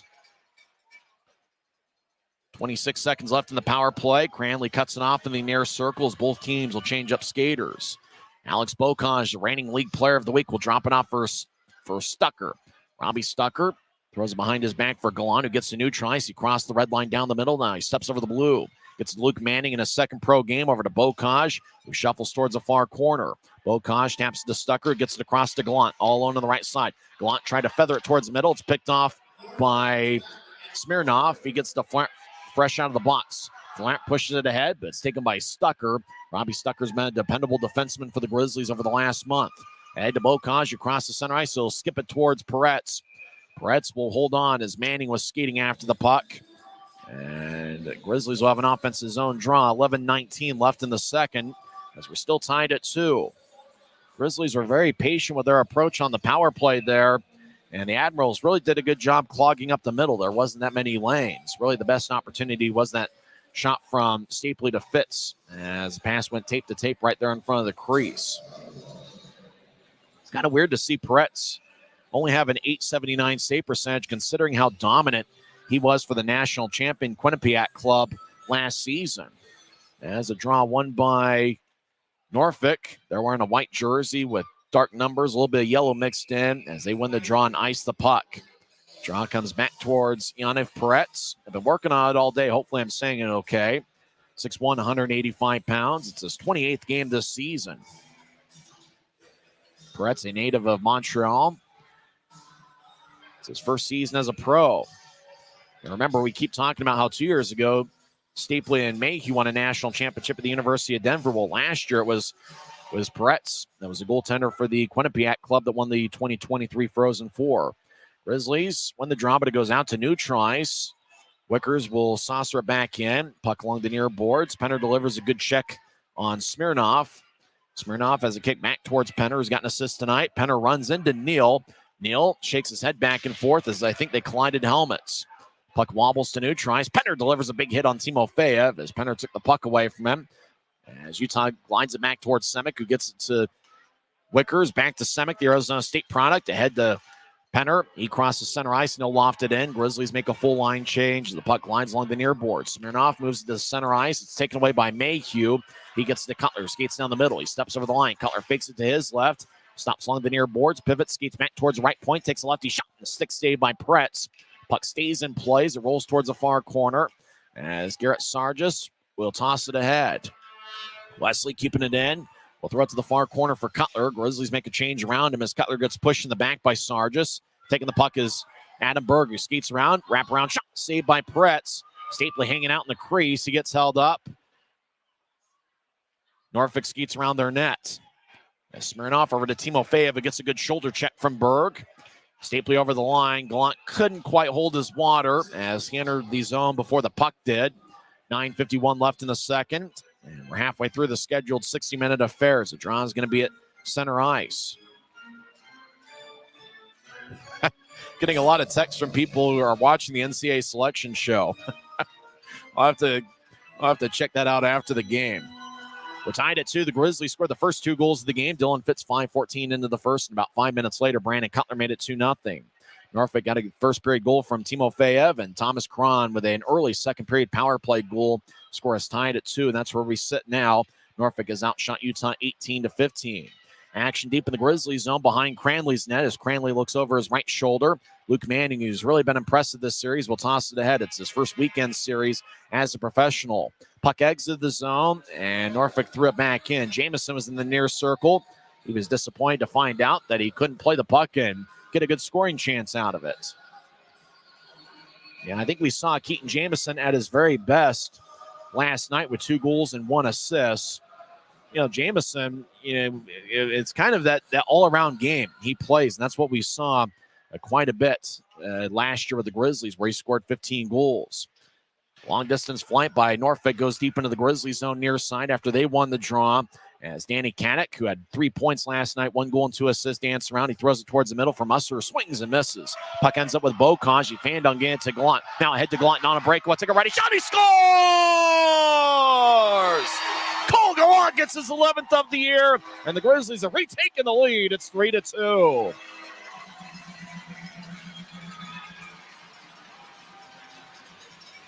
What an odd-looking play as Bocage tried to get it ahead to Gallant, fanned on it, and it looked like another Grizzly got it and pushed it ahead. Gallant got it. I think it was Manning, and then Gallant was behind the Norfolk defense, and he just roofed it right over the right shoulder of Peretz. As Cole Gallant now has a goal in back-to-back games. Remember, he scored in the second period last night. And what a playmaker Cole Gallant has been. As Ryan Kanasowicz talked with Alex Bocage, who's going to get an assist. And let's see if that's Luke Manning getting the assist. That would be his first professional point. Dylan Fitz talking with the referee John Linder over something. So looks like Bocage will get an assist, and Luke Manning gets his first professional point. Luke Manning, it looks like he's going to be a good one.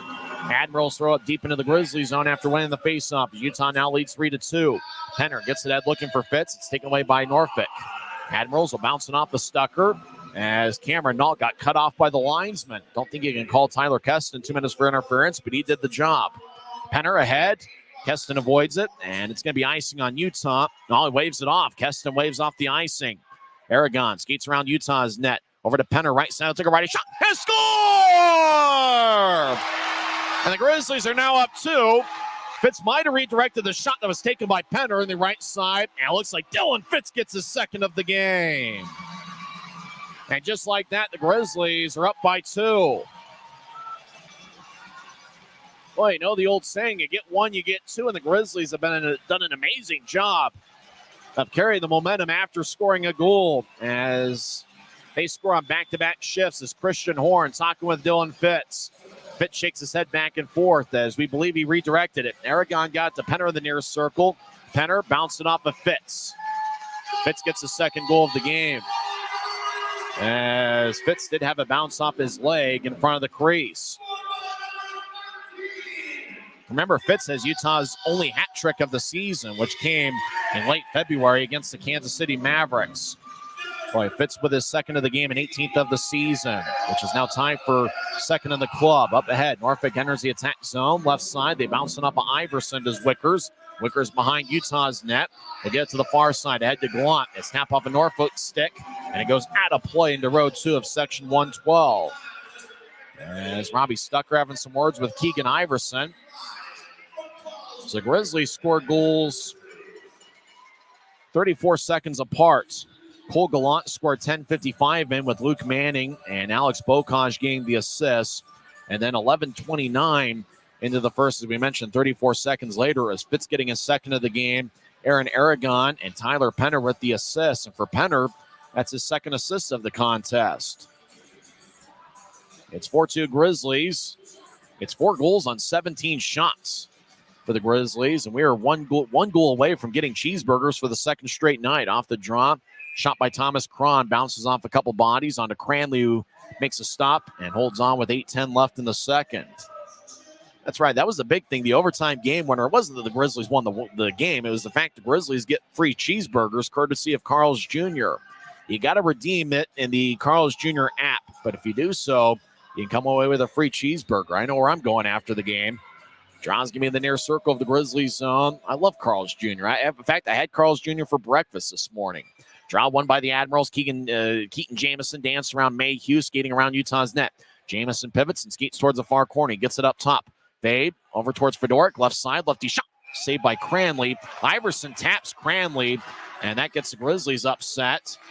Iverson didn't need to do it, but that's the second time where he just kind of lets Will Cranley know, hey, buddy, I'm right here. As Grizzlies, Brandon Cutler and company just reminding Keegan Iverson, that's our goaltender. You got to stay away from him. Iverson skates back towards his bench as both teams will change up skaters. Cranley made the stop right there in front of the crease. Then Iverson just kind of tapped, and Cranley took a stick and just kind of whacked Iverson's stick. And then the rest of the Grizzlies came to intervene. Draws give me the near circle of the Grizzlies zone. 7:55 left in the second. Draw won by Utah. As on the video board, we saw Mason Whalen there behind Iverson. Grizzlies get called for icing as the long-distance flight didn't connect. Draw comes back towards Cranley. Chris Hagan leading the Grizzlies in a Let's Go Grizzlies chant. Grizzlies fans having a good time here tonight. Draws give me the near circle once again. Smirnov will crouch down. Tyler Penner has already got 2 assists tonight. as he assisted Anicha Fitz's 2 goals. Draw one by the Admirals. Musser lays it for Timofeyev. He's up top. He'll take a righty shot that goes wide. Cranley might have gotten a piece of it. Musser feeds it out in front. Florent has a glance off his stick. Penner chases after it. He gets it far side. Now he crosses center ice, and he'll zip it around the boards. Fitz over the near side. He pushes Musser. Puck hippity hops out to center ice. Wesley gets it at the Utah line. He moves it across to Mayhew. Directs it back to Wesley. Wesley skates a neutral ice. He crosses center. He veers off to the left. Wesley throws it into the far corner and chases after it. Wesley gives Musser a good side check.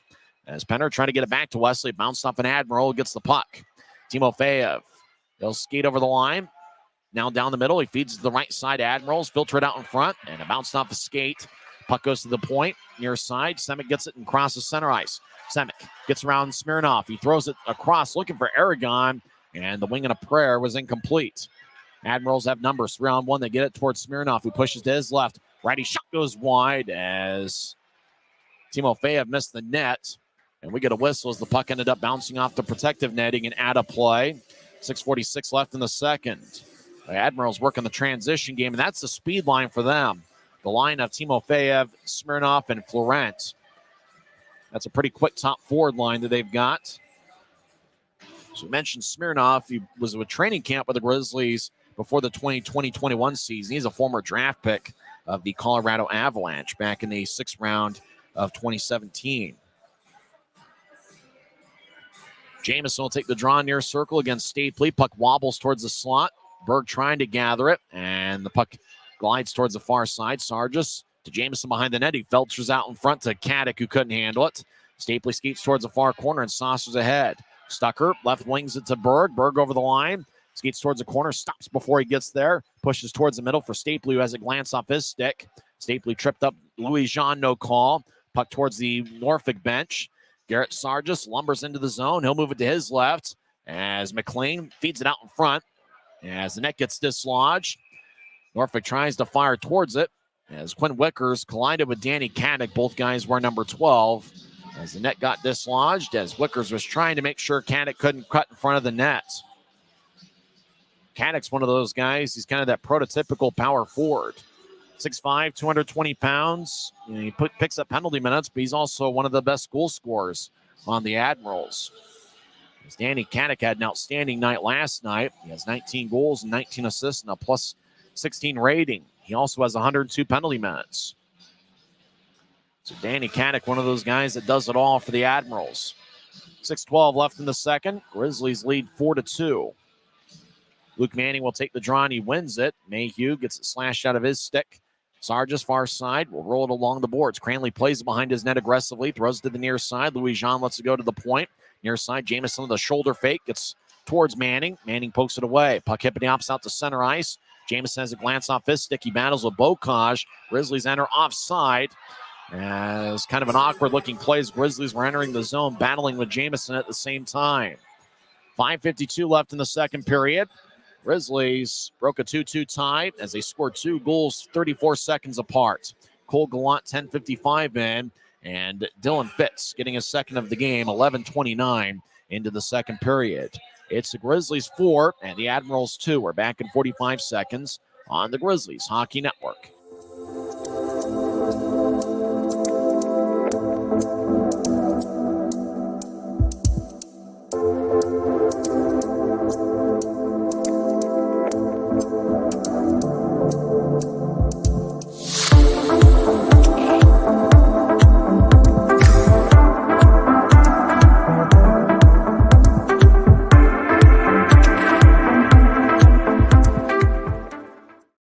When you pay with the Nitro card at Maverik, you always save 10 cents or more on fuel every gallon, every day. And you could save a whole lot more thanks to Nitro Best Price.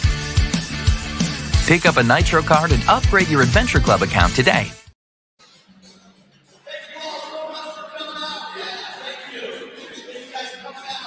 It's the Grizzlies 4 and the Admirals 2 as the Grizzlies broke a 2-2 tie with 2 goals 34 seconds apart. It's been a fun one here at Maverik Center. The Grizzlies have really done a great job protecting home ice.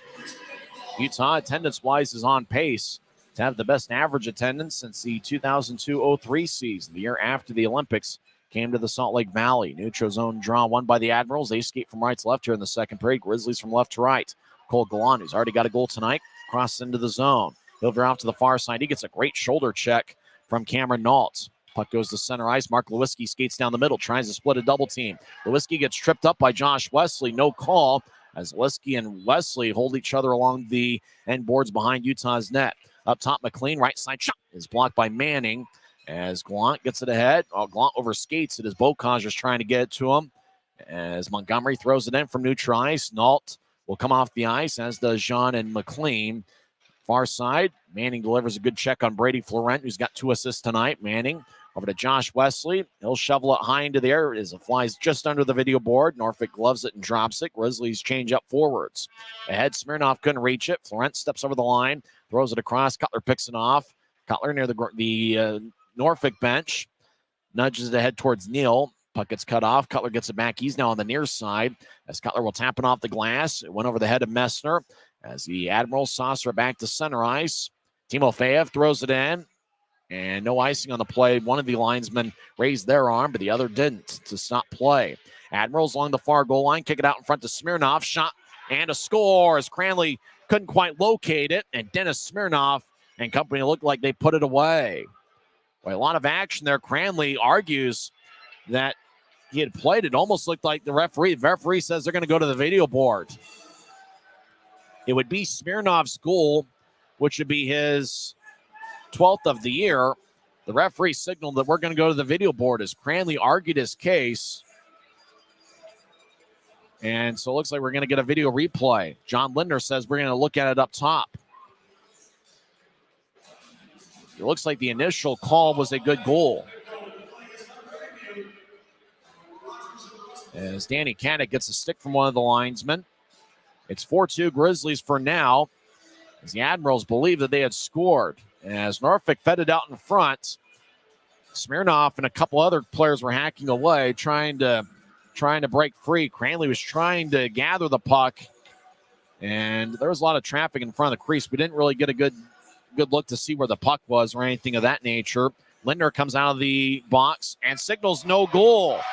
No goal on the play. John Lindner, the referee. Jeff Carr, the Norfolk head coach, is pacing back and forth. And Linder's going to have a conversation with the former Grizzlies assistant.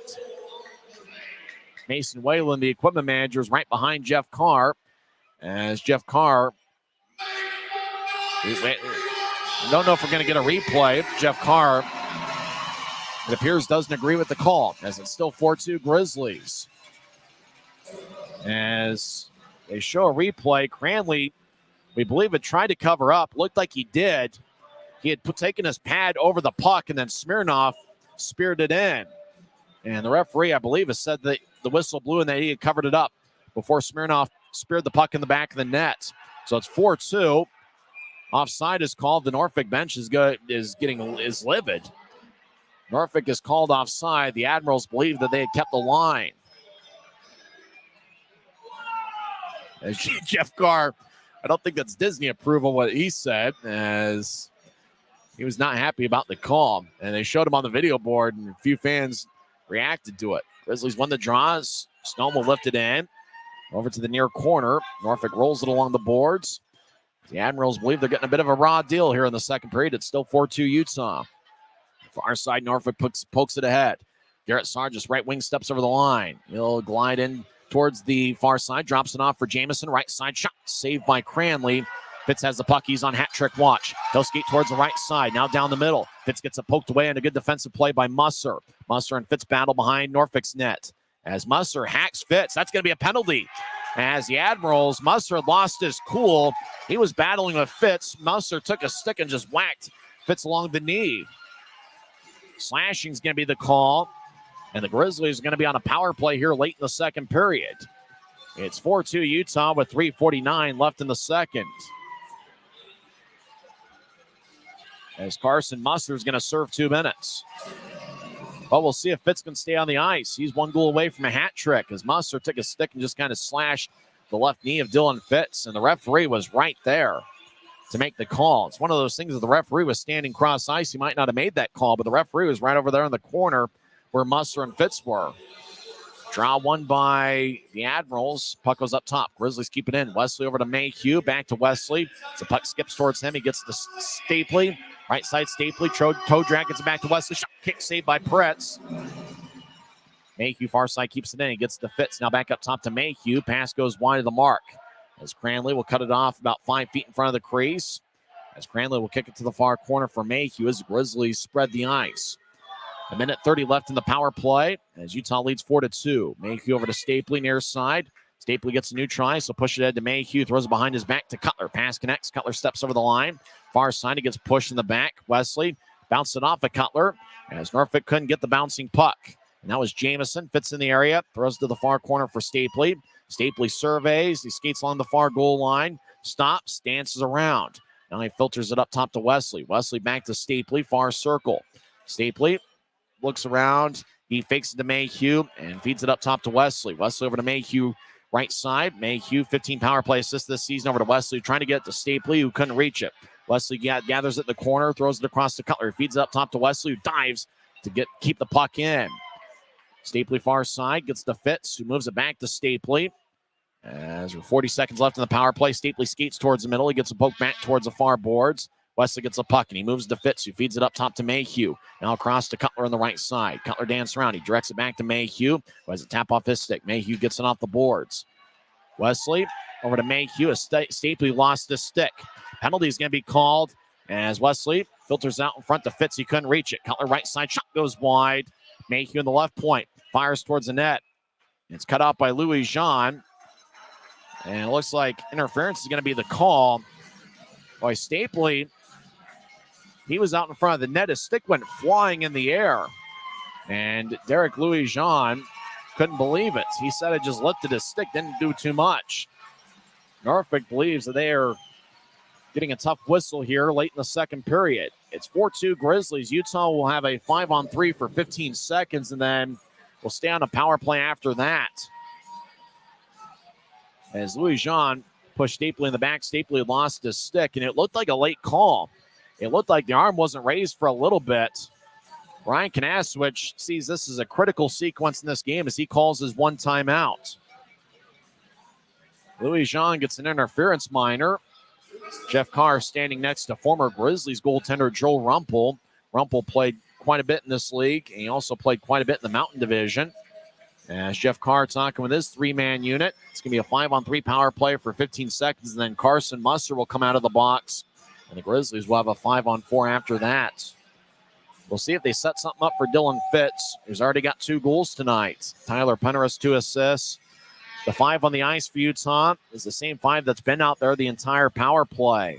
That's Mayhew and Wesley, as well as Dylan Fitz, Brett Stapley, and Brandon Cutler. Fans having a good time here, grooving on a Sunday afternoon.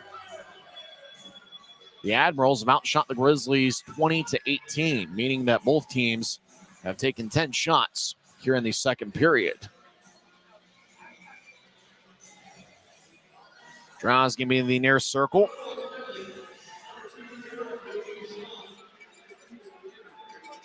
Draws going to be in the near circle. Stapley will take it. He's got Fitz to his left and Cutler to his right. As draw one by Utah. Cutler gets up top to Wesley. Now over to Mayhew. Back to Wesley. He's in the left wing. Over to Mayhew as they play catch. Mayhew over to Cutler near side. Cutler over to Stapley. Stapley moves it back to Cutler. Over to Mayhew. High slot. He gathers it.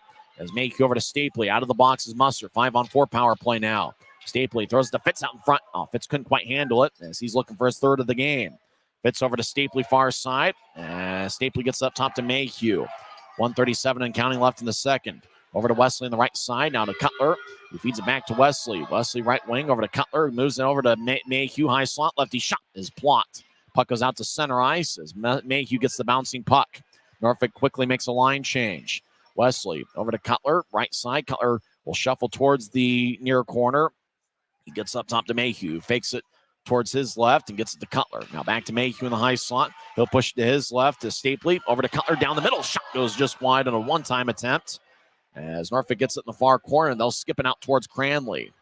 Grizzlies will make a line change. Cranley moves it out to center ice for Wesley. As Wesley's still out there with Mayhew. Luke Manning's out there with Messner and Cole Gallant. Gallant with 1 goal tonight. He'll fake to his right and lay it for Stucker. Stucker enters the ice. He'll drop it back for Gallant. He'll feed it to his left near the Grizzlies bench to Manning. He'll have a tap off a Norfolk stick, and it flies into the Grizzlies bench as we get another whistle with 43 seconds left in the second period. 39 seconds left in the 5-on-4 power play. Draw's going to be in the Admiral zone. Alex Bocage out on the ice. He'll be on the right wing. Messner will be on the left side. Manning will take the draw. Up top is Gallant and Stucker. Draw won by Utah. Gallant over to Stucker on the left point. He'll dance around towards his right. Stucker feeds it to Gallant. Make that Bocage over to Stucker. Stucker high slot. Righty shot gets redirected. Pretz makes a blocker save. Bocage throws to Stucker. Norfolk player had his stick break. As Bocage over to Stucker. High slot. Now to Gallant right side. Gallant over towards Stucker. Shot is blocked by Smirnoff, and the puck wobbles towards the Norfolk bench. 10 seconds left in the power play. Smirnoff gets a new stick from Mason Whalen, the equipment manager. Bocage down the middle looking for Manning. He couldn't handle it. Smirnoff skates around his net, and Peretz. Admirals are back at full strength. Puck lifts at center ice. It's gloved and dropped by Gallant, who danced around the Norfolk line. Now he'll shuffle to the far corner. And time runs out here in the second period. As Utah had a 2-1 lead after one period. Grizzlies, for the second straight frame, outscored the Admirals 2-1. It's the Grizzlies 4 and Norfolk 2 as Dylan Fitz already has 2 goals tonight. Tyler Penner has 2 assists. And the Grizzlies also have goals from Brandon Cutler and Cole Gallant. We'll come back and recap the first 2 periods, and we'll also go over some scores from around the world of sports. Once again, after 40 minutes of hockey here at Maverik Center, it's Utah Grizzlies 4 and the Norfolk Admirals 2. Why is Jerry Seiner the #1 Kia store in the Salt Lake region? Selection. We've got over 350 new Kias to choose from. Savings. Shop over 40 new Kia Sportage models and save up to $2,500 off when you buy. Jerry Seiner has been the area's most trusted automotive source for over 40 years. Little wonder then how we've made thousands of friends to last a lifetime. Jerry Seiner Kia, South Jordan. Smith's always gives you more ways to save on top of our lower than low prices. And when you download the Smith's app, you can enjoy over $500 in savings every week with digital coupons and earn fuel points to save up to $1 per gallon at the pump. With a Boost membership, you'll save even more with double fuel points and free delivery. Discover more ways to save big every day. Smith's, fresh for everyone.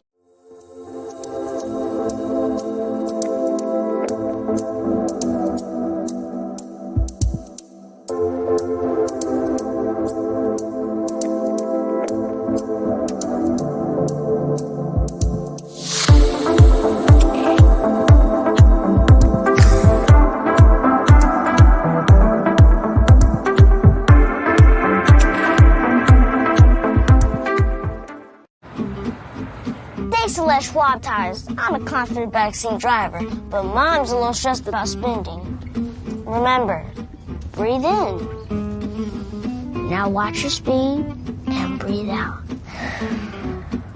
Good. Even though we're watching our wallets, Les Schwab is still watching out for our safety.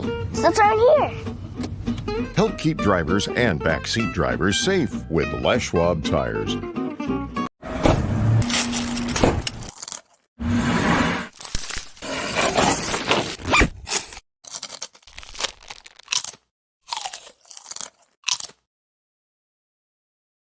At Black Bear Diner, you always get more.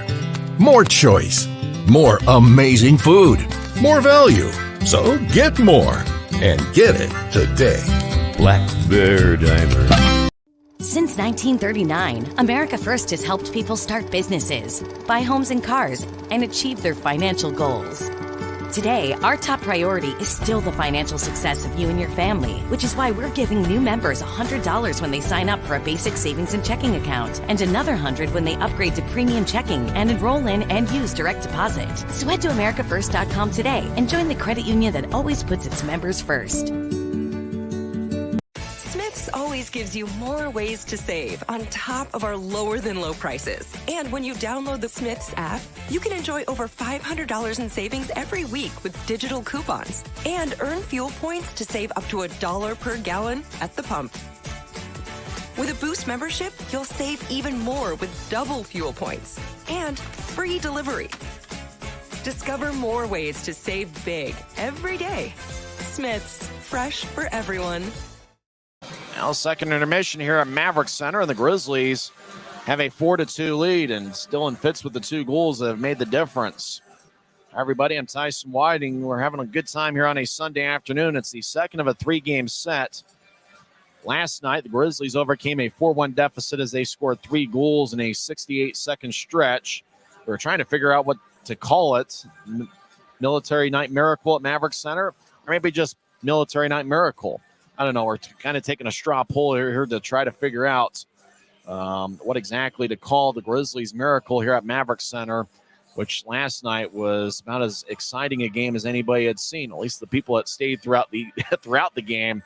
There are quite a few fans, including many here in attendance this afternoon, that headed for the exits a little bit early. And they were able to spot the game either on Flow Sports or on YouTube, but just weren't able to see it live as they left the game early. Here tonight, or this afternoon, really, the late afternoon affair, the Grizzlies scored the first 2 goals of the game. Remember, Utah is 18-3-1 when scoring first this year. 5:14 into the contest, Dylan Fitz scored from the left wing. He picked up his first of 2 on the night and 17th of the season. Tyler Penner and Quinn Wickers got the assists. About 5 minutes later, Brandon Cutler found the back of the net as he scored from the right wing. Stapley and Wickers picked up the assist, so it was 2 first-period assists for Quinn Wickers.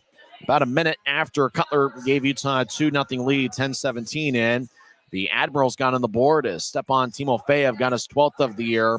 The original shot there was taken in the left point. It bounced off of Jordan Stone's skate directly towards Timofeyev, who got the puck and put it away. Glove side past Will Cranley. Time of that goal was 11-12 in. The former Grizzly Keaton Jamison as well as Brady Florent picked up the assists. Norfolk got a power play early in the second period. As 14 seconds in, Adam Berg got a tripping minor. And about halfway through the power play, it was Thomas Caron, no relation to Cody Caron, the Grizzlies forward who's been out of the lineup due to an injury. Thomas Caron scored from the right wing. He's picking up his 6th goal of the year. Andrew McLean and Brady Florent with the assist. So Florent has an assist in each of the Norfolk goals this afternoon. And that tied it up 1:16 into the second. Cole Gallant scored 10:55 into the second on a very odd play. Puck was at neutral ice. Gallant looked like he was behind the Norfolk defense, about at the Norfolk blue line. Bokaj tried to get a pass out to him. Bokaj fanned on it. Manning skated in, took the puck, and he was the one that directed it out to Gallant. And then once Gallant collected it, he pretty much had a breakaway the rest of the way in. He just kind of skated down the middle of the ice and fired it over the right shoulder of Yaniv Peretz. And that gave Gallant his 11th goal of the season. He has now tallied a goal in back-to-back games here in this series. Manning with it picked up his first professional point, and based on the way he's looked here in the first 5 periods plus of his professional career, no doubt it's not going to be the last point he scores, as he has been very impressive. The rookie who was signed by the Grizzlies just yesterday afternoon. Alex Bokaj also picked up an assist on the Gallant goal, and Bokaj got his 9th of the season, as this is his 17th game with Utah. He has spent 21 games earlier this season with the Colorado Eagles.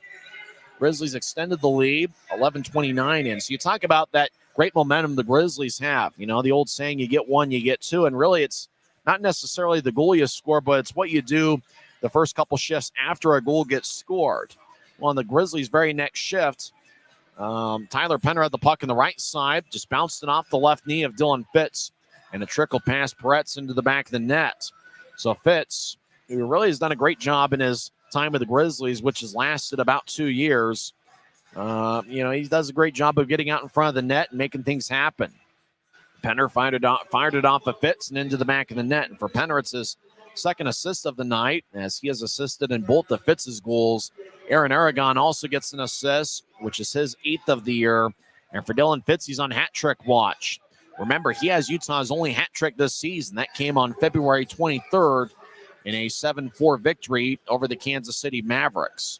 Fitz has 2 professional hat tricks, and we'll see if he gets his third as a pro here in the third period. As Fitz scored 11:29 into the second period. Both teams had 10 shots in the second. Norfolk has outshot Utah 20-18. Fitz leads Utah with 4 shots. Stapley, Berg, Gallant, and Bocage each have 2 shots, and a few other Grizzlies have 1 shot here in the afternoon. For Norfolk, normally they're a very balanced offensive attack, but it's Stepan Timofeyev who's really been the main weapon for the Admirals. He has 6 of the Admirals' 20 shots here so far tonight. Nobody else for the Admirals has more than 2. Mark Lewinsky, Cameron Naultz, and Keaton Jamison each have 2 shots, and a few other Norfolk Admirals have 1 shot on goal, including Thomas Cron, who found the back of the net on his only look here so far this afternoon. In net, Yaniv Peretz, and we mentioned now what an outstanding college career he had over the last couple of years, so it's a bit of a surprise to see him struggle this season. He's got an .879 save percentage coming into play tonight, and he has stopped just 14 of 18. On the Utah side, Will Cranley has saved 18 of 20. It's the Grizzlies 4 and the Admirals 2. Utah can jump 2 points ahead of Allen in the Mountain Division standings, as earlier today, the Allen Americans lost 6-1. Colby McCauley had the only goal for the Allen Americans. We've been talking a little bit, or at least thinking about the 2016-2017 Utah Grizzlies. That's the team that had Tim Branham as the head coach, and the assistant coach that year is current Admirals head coach Jeff Carr. One of the best players for the Grizzlies that year was a forward named Eric Bradford. Well, Bradford is still in the league. He's playing for Kalamazoo, and today Bradford was the number 1 star in Kalamazoo's 6-1 win, as he had 2 goals and 2 assists for Kalamazoo. They defeated Allen 6-1 here on a Sunday afternoon. That game played over at Wings Event Center. The other games in the league have gone final. Right now, this is the only game going on currently in the league. Cincinnati shuts out Indy 4-0. Maine gets a 6-3 victory over Reading. Jacksonville shuts out Greenville in a goaltender's duel 1-0. Toledo gets a 3-2 win over Atlanta. South Carolina wins on the road 6-4 over the Savannah Ghost Pirates. When we come back, we'll go over some NHL scores. We'll also go over some of the subtle stats of the first 2 periods. Here at Maverik Center, Dylan Fitz has 2 goals. Tyler Penner and Quinn Wickers each have 2 assists. The Grizzlies also have goals from Brandon Cutler and Cole Gallant, as the Grizzlies lead the Admirals 4-2 after 40 minutes of play. This is the Rio Tinto Kennecott Intermission Report on the Utah Grizzlies Hockey Network.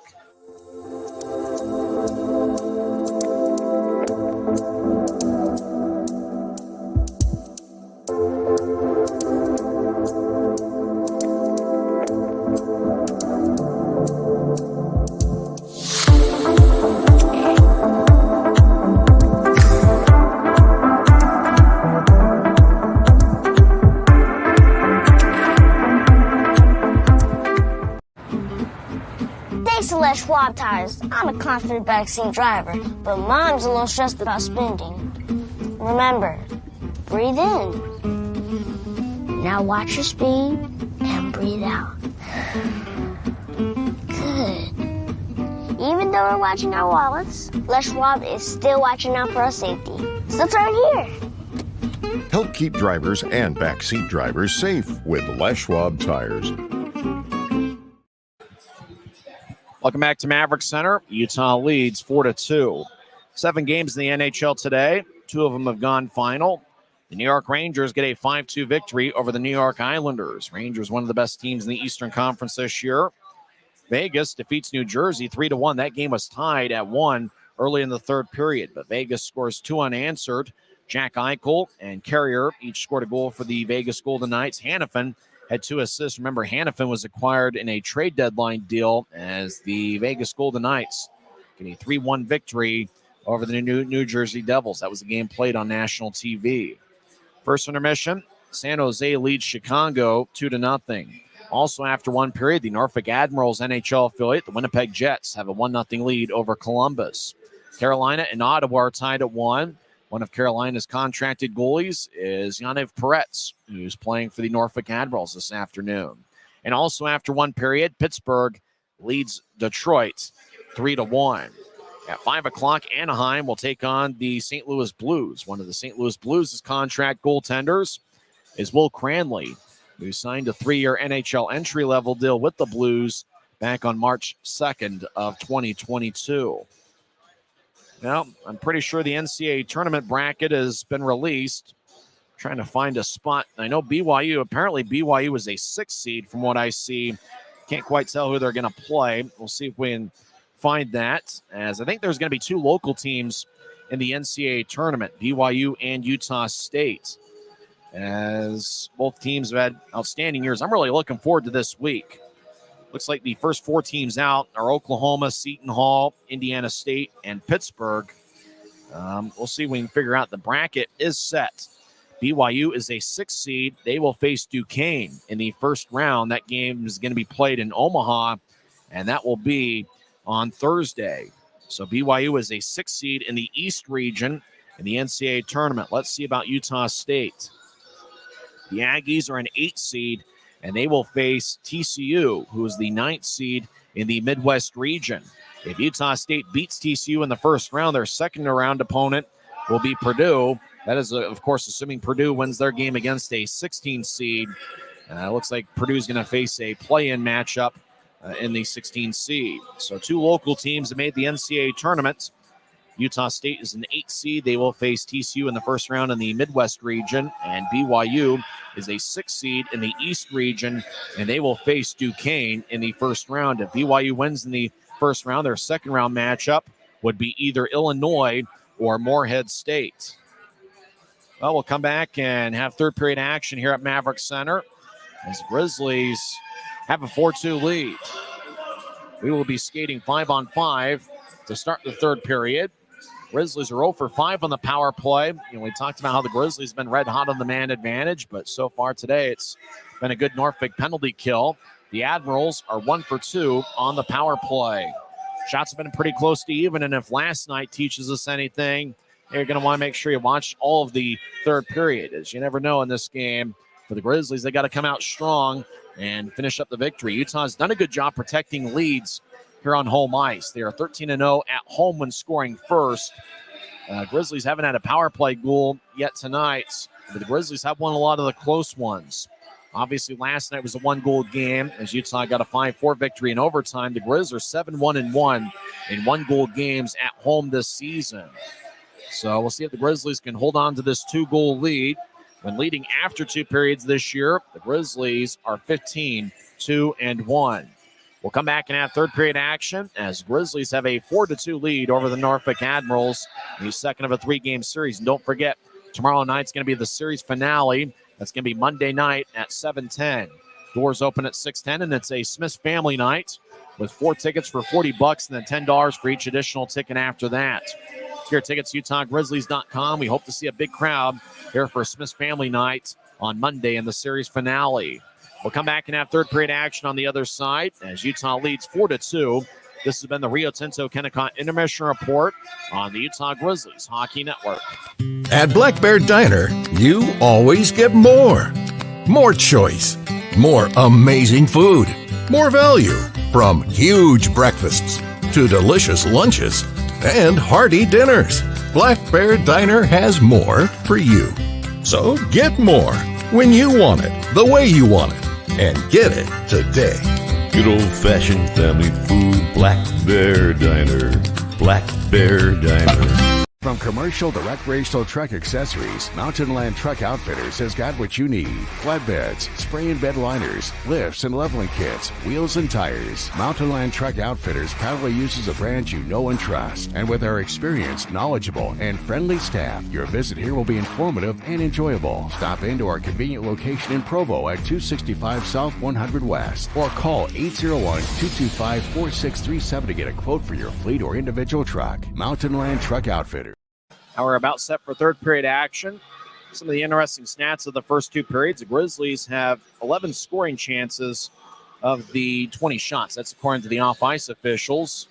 Actually, 18 shots for the Grizzlies, and 11 of them are considered scoring chances. For the Admirals, in their 20 shots, they have 6 scoring chances through 2 periods. Utah's won 25 faceoffs. The Admirals have won 16. Utah's got 15 hits. The Admirals have 14, so the hitting's been pretty hard through the first 2 periods. Grizzlies have 9 giveaways, and the Admirals have just 5. They'll skate 5-on-5 to start the 3rd period. Grizzlies will have the same 5 that started the game. Berg, Stapley, and Cutler, with the defensive pairing of Mayhew and Wesley. For the Admirals, they really shuffled the deck a little bit as to who comes out for the first shift of each of the first 2 periods. We'll see who the 5 on the ice to start the 3rd period are.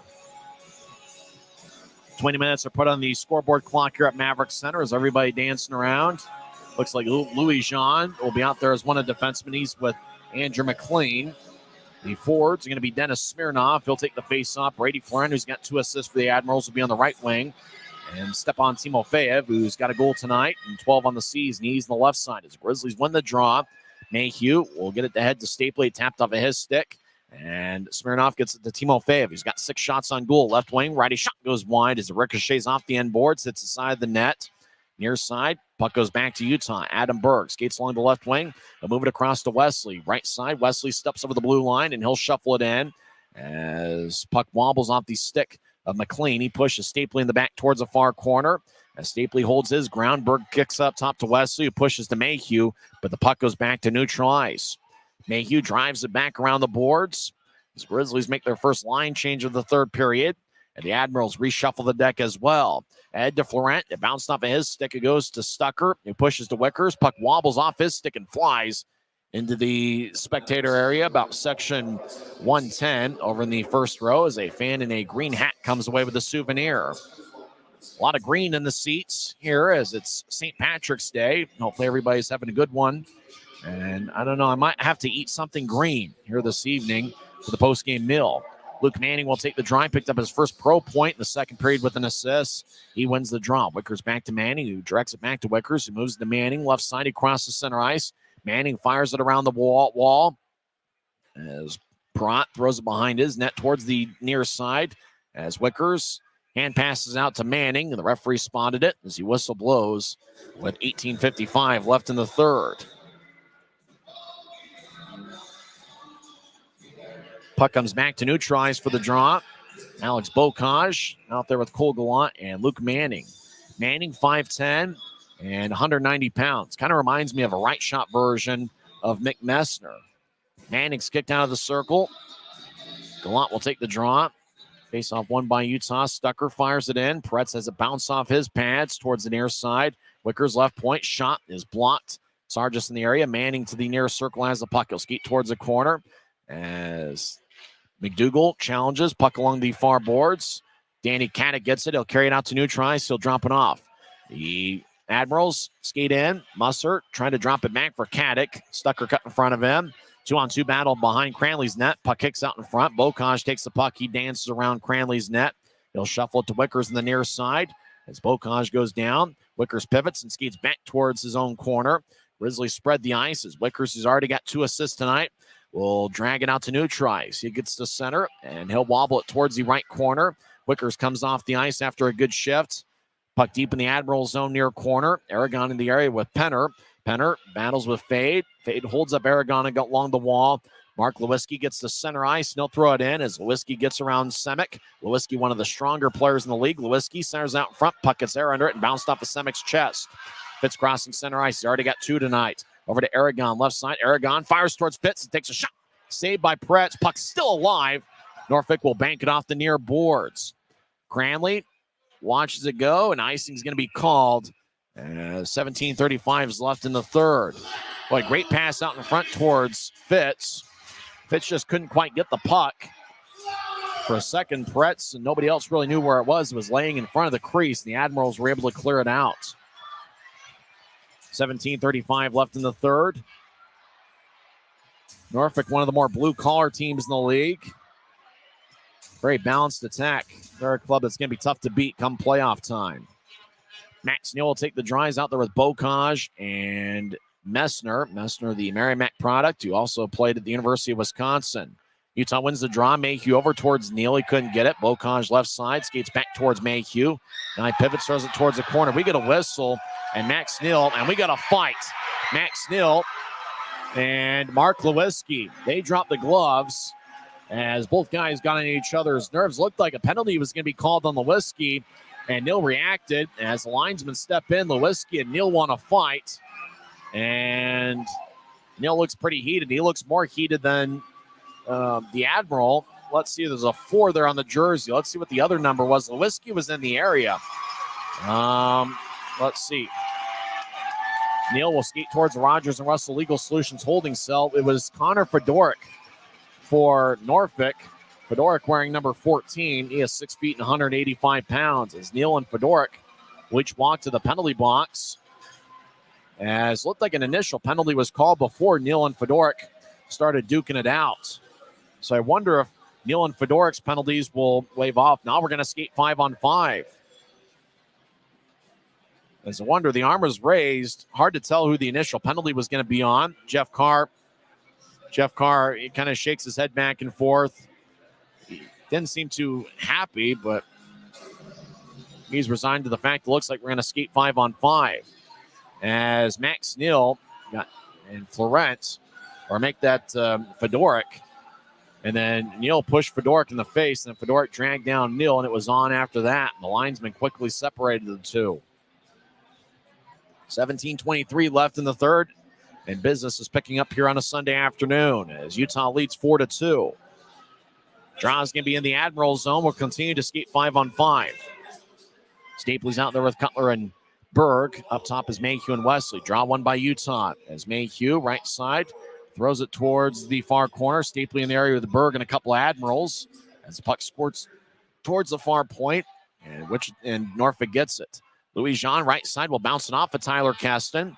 Now Jean dumps it in, delayed offside. Wesley plays it behind Utah's net. We're 3 minutes into the third period. Utah leads 4-2. Wesley near the Grizzlies bench will throw a left wing pass. It's poked away. Cutler in the area recovers, throws it to the Norfolk line. Admirals will fire at 3/4 the length of the ice onto Cranley, who covers up with 16:50 left in the third. So draw's going to be in the Grizzlies zone. Looks like both Neal and Fedoruk get double minors for roughing. So they get 4 minutes worth of penalties. 2:37 into the third period. Those fouls offset, replay first down, or in this case, skating 5-on-5. Draws the near circle. Keaton Jamison will take it against Utah's Brett Stapley. And the draw won by the Admirals. As high slot, lefty shot saved by Cranley. That shot was taken by Thomas Cron, who's already got a goal tonight. He scored in the second period on the power play. As Adam Berg gets the center ice, left wing, he'll step over the line. Berg drops it out in front to Cutler. Pass goes wide as Cutler had a stick lifted by Louis Jean. The puck goes towards the middle. McLean has it. He'll direct it through the legs of Louis Jean. And it looks like it's going to be icing on the Admirals with 16:24 left in the third. With it being the third game in 3 days, Monday, fatigue is going to settle in. Both teams pretty well conditioned. Obviously, people are kind of theorized that part of the Grizzlies' comeback attempt and successful comeback last night was due to the altitude. As Grizzlies really had a lot of juice late in the game on last night. Admirals win the draw. They'll get to center ice, across the center red line, and skip it into the zone, looking for Jamison. Cron gets spun around by Wickers. Puck goes deep in the Grizzly zone. Stucker gets it. He'll move it out to Gallant, who couldn't play the puck, and even if he did, it's icing on Utah with 16:07 left in the third. So the draw comes back towards Will Cranley. He's played a good game, stopping 20 of 22. Cranley just turned 22 years old a few weeks ago. He was drafted in the 6th round by the St. Louis Blues, 163rd overall back in 2020. Cranley played in 6 games with Reading earlier this season, including a couple against the Admirals. As a draw won by Utah, Wickers throws around his net. Stucker in the far corner, pushes ahead to Gallant. As Manning will chip it off the glass. Puck bounces at neutral ice. And the puck hippity hops off the stick near side. Bocage collides with Montgomery. I think they're going to get Bocage for a high stick. As Montgomery tried to get around Bocage, the whistle blows. as Montgomery draws the penalty. Bocage is in the box. 2 minutes for high sticking. 15:51 left in the third. So it's going to be the Admirals' third power play of the game. They are 1 for 2 on the man advantage. As Bocage gets a swig of water, he sits next to Max Neal in the Rogers and Russell Legal Solutions holding cell. As Bocage got a stick lifted up and hit Sean Montgomery. Draw one by the Grizzlies. Wickers will sell it over Musser's head and all the way deep into the Admirals zone. Norfolk is skating from left to right as we see it from high top section 114. Grizzlies from right to left. As Norfolk gets to neutralize, they'll push it towards Jamison. Jamison over the line. Sails it across. Left side for Kadek. Kadek skates towards the far goal line, and he chips it up top. Smirnoff over to Musser in the high slot. Right wings it to Timofeyev. He throws to Kadek along the near goal line. Kadek tried to find Jamison. It's taken away by Wickers, who gets it and clears it out. Grizzlies will reshuffle the deck and get 4 new skaters on the ice as Penner's out there with Aragon, Mayhew, and Wesley. As Messer gets the center ice, drops it for Smirnoff, who's as quick as anybody in this league. Smirnoff over the line, right side, stops to the point. He gets pushed in the back by Aragon. Grizzlies get it, and Mayhew clears it out. Aragon holds his face of it. We're hit with a high stick, but no call was made. Norfolk's on the power play for another minute. Right wing pass to Jamison. He gets around Mayhew. Jamison back checked by Penner, who gets the puck and clears it out. Good shift by the Iron Man, Tyler Penner. He and Aragon exit the ice. Luke Manning joins the play with Adam Berg. Wesley and Mayhew still out there. Admirals still deep in their own zone. Now they start the attack. Right wing pass to Montgomery, who drew the power play. Gets the right side, dumps it into the corner. He gets it back. Montgomery feeds it up top. Karan has it slide off his stick and out to center ice as he didn't get much on the pass. Karan back at the Norfolk blue line. Now he dances around back towards Perrott. And now ahead. Peretz as puck at center ice. Karan steps over the line. He gets around Mayhew. Karan strong with the puck near goal line. Skates around Cranley's net. Karan dances around and he feeds it up top. As the Admirals, McLean drops it back for Karan. 6 minutes into the third period. Across to McLean. Left side shot. Gets redirected. Wesley battles. Puck near Cranley. And he is covered up. Good job by the Grizzlies protecting their crease. In particular, it was Mayhew, Wesley, Manning, and Berg just building a wall right there in front of the paint to allow Cranley to freeze the puck. So Bocage comes out of the box. We're back to skating 5-on-5. Draw's going to be in the Grizzlies zone. Might be a time for immediate timeout as we're back to even strength, but it looks like we're going to play on until the next whistle. It's the Grizzlies 4 and the Admirals 2. Nobody has scored here so far in the third period. Draws in the far circle. Stapley will take it. He's got 1 assist tonight and 41 on the season, which is in the top 10 in the league. Draw one by the Grizzlies. Wickers drops it for Stapley. He's on the far side. He'll saucer it airborne behind Messner. Cutler chases after it, but it's going to be icing on the Grizzlies with 13:42 left in regulation. Draw comes back towards Will Cranley. Brian Kanasowicz wearing a dark suit jacket with a white shirt and a pretty sharp-looking tie. Christian Horn, on the other hand, going with a blue suit jacket, kind of a gray shirt. Neither coach wearing the green here on St. Patrick's Day. Grizzlies in the black jerseys, white numbers, professional green trim won the draw. Wickers will tap it off the near glass. Goes flying into the Admiral zone. Messner gets pushed in the back by Sargis. Iverson steps over the line, right side, drops it for Sargis, who feeds it towards the middle.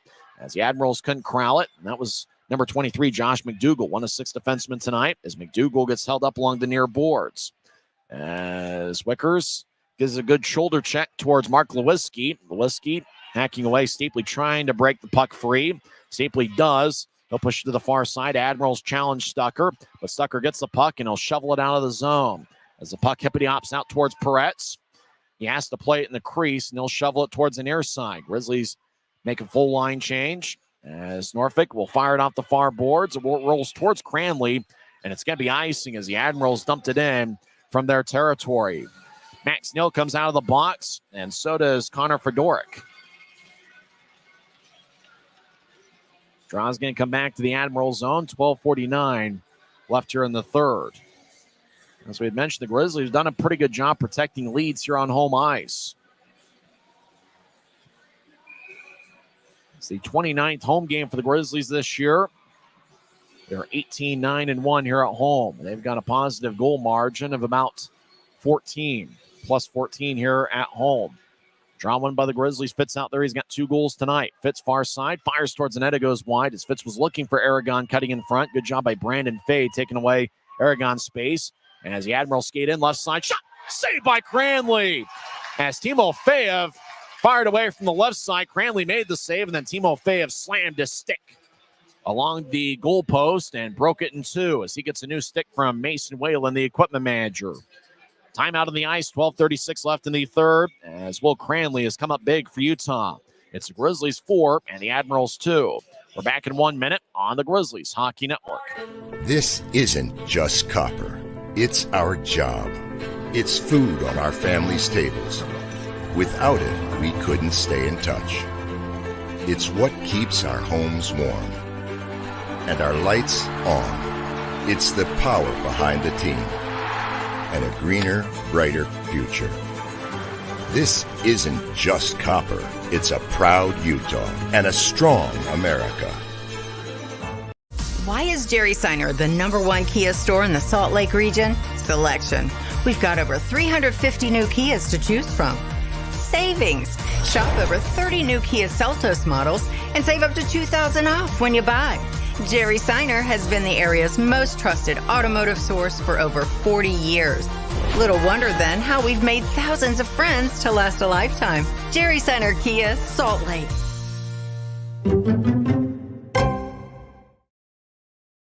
Now we're having a good time here on a Sunday afternoon. And remember, you can watch this game on the Flow Sports social media channels. Watch this game for free. Kind of a free preview that they show every Sunday with the league game. And it's the Grizzlies game today. Off the draw, shot is blocked. Now far side shot kick saved by Cranley as Grizzlies lead 4-2. Wesley in the near corner. And so get to Penner, over to Aragon, back off of Mayhew as the puck glides towards Peretz. And the Grizzlies will sneak in a line change as entering the ice is Luke Manning, who played his college hockey at St. Thomas. As Louis Jean gets the neutralize, he crosses center. He loses the puck, though, as it bounced off the ankle of Alex Bocage. But gathering it is Smirnoff, who wraps it around the wall. John gets spun around by Wesley, who shovels it high into the air. Puck bounces near Norfolk's bench. Out at center ice, Manning gets back checked by Jean and loses his balance. Timo Fayev gets the puck far side. He'll take a righty shot and didn't get much on it. As puck along the right side, Timo Fayev's got a new stick as he broke it before the whistle. To begin the timeout, right side, one-timer, kick save by Cranley. That was taken by Andrew McLean. Puck rolls along the far board. Smirnoff skates over there to keep it in. He'll roll it along the wall behind Utah's net. Puck is gathered by the Admirals. They feather it out in front, but Cranley cuts it off and stops play with 11:28 left in the third. Same 2 teams tomorrow night. 6:50 pregame show, 7:10 face-off, but we want to see a big crowd here at Maverik Center for Smith's Family Night, presented by Smith's. 4 tickets for $40, $10 for each additional ticket after that. And then the Grizzlies later on this week will be on the road against Rapid City. Friday and Saturday night will be at 7:05, and Sunday will be at 4 o'clock. Draw one by the Admiral. Shot is blocked away. That shot was taken by Cameron Nault. Now far side, Musser feeds it to the far circle. As the Admirals dance around, Musser couldn't get it on a pass from Montgomery. As the Admirals feed it out in front, it bounced off of Sargis' stick. Cutler will throw it all the way deep in the Admiral zone and chase after it. Whistle blows, though, as Utah's called for icing with 11:08 left in the third. So draw comes back to Will Cranley, who's certainly been solid here tonight. Cranley has saved 24 of 26.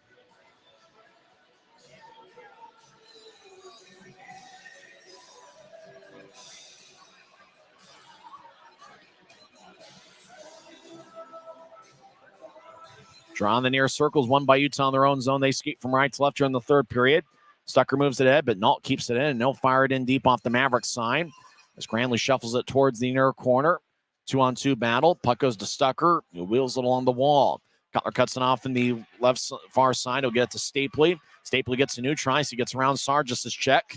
Stapley loses the puck as he avoided Nault. Nault gets it at center ice near the Grizzlies bench.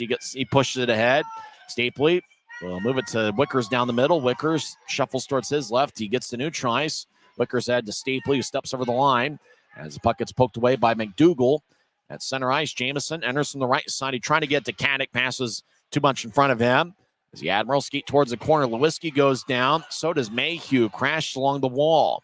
Norfolk has a glance off a stick near circle as Lewinsky and Mayhew collide. Neal gets the puck. He'll toss it ahead. Bouncing puck. Fed fires it to the far corner.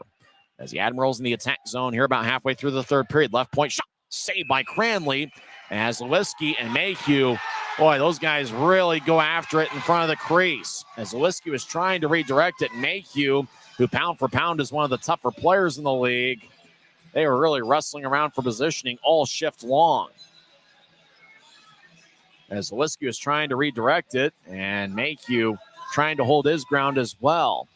Looked like I got a piece of either Lewinsky onto Mayhew, kind of slowing down the shot that was taken from the left point, and Cranley was able to make a stop. 10:06 left in the third. It's 4-2 Grizzlies.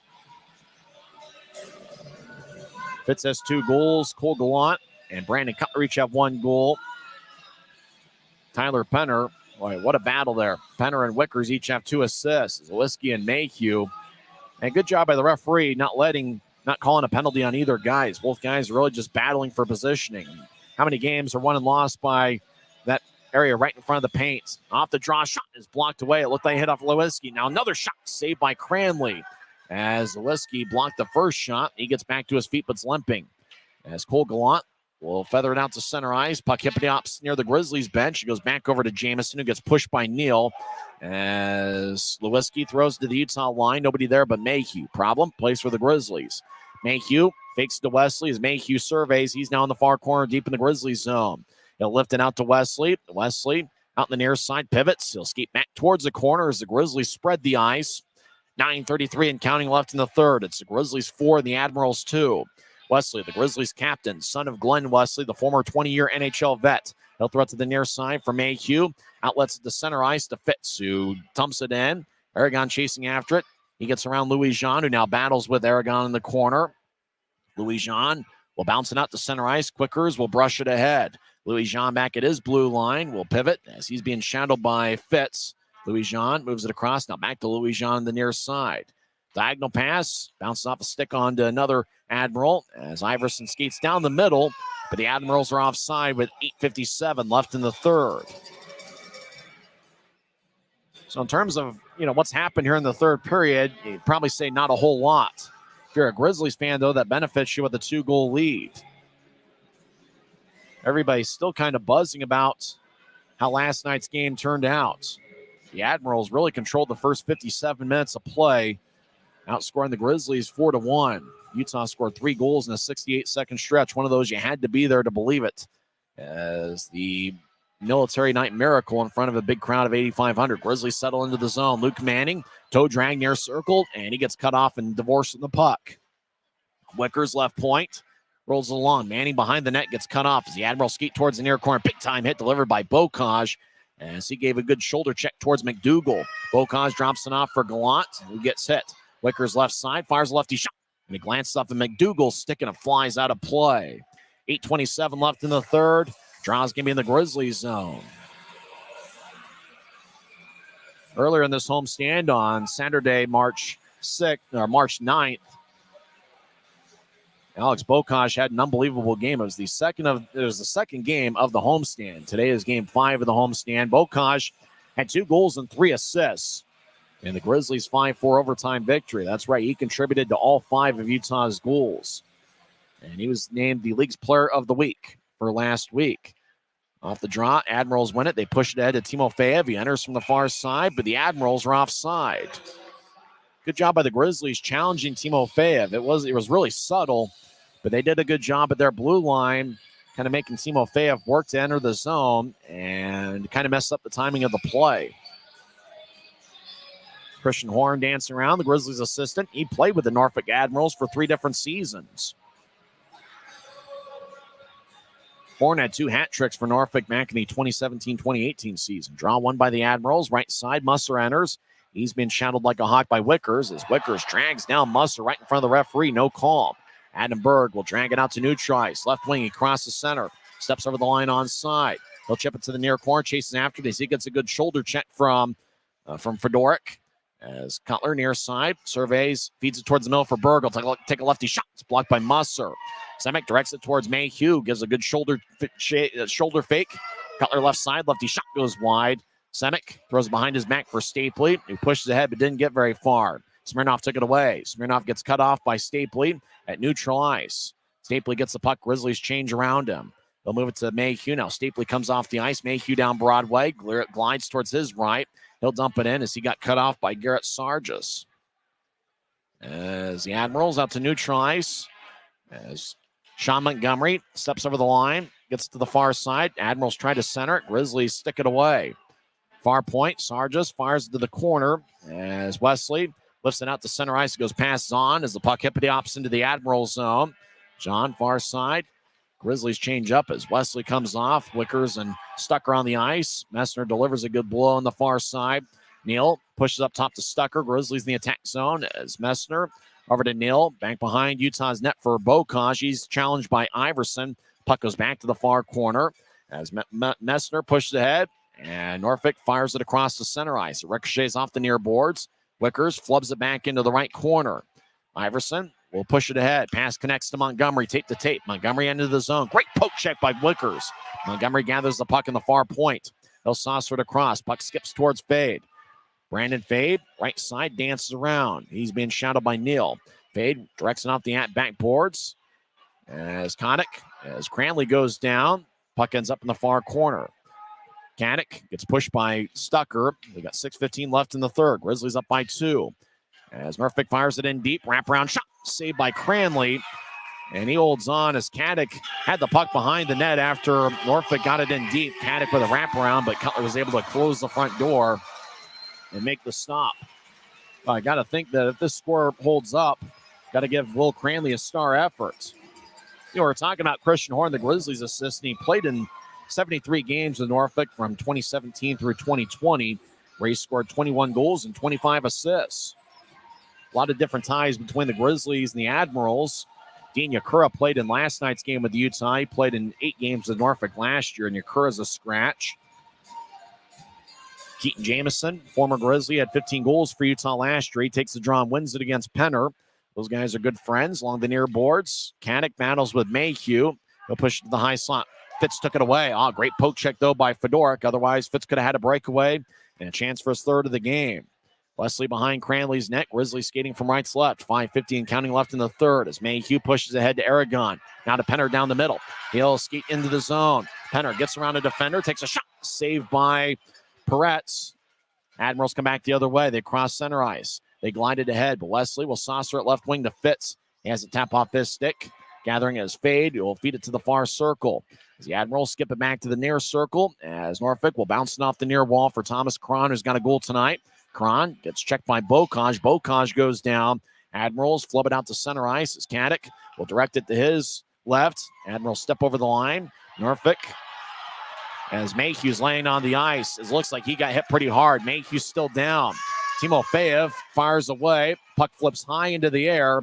As I think Mayhew, I can't say it was a cheap shot, but I can't say it wasn't either. As Mayhew's on the ice.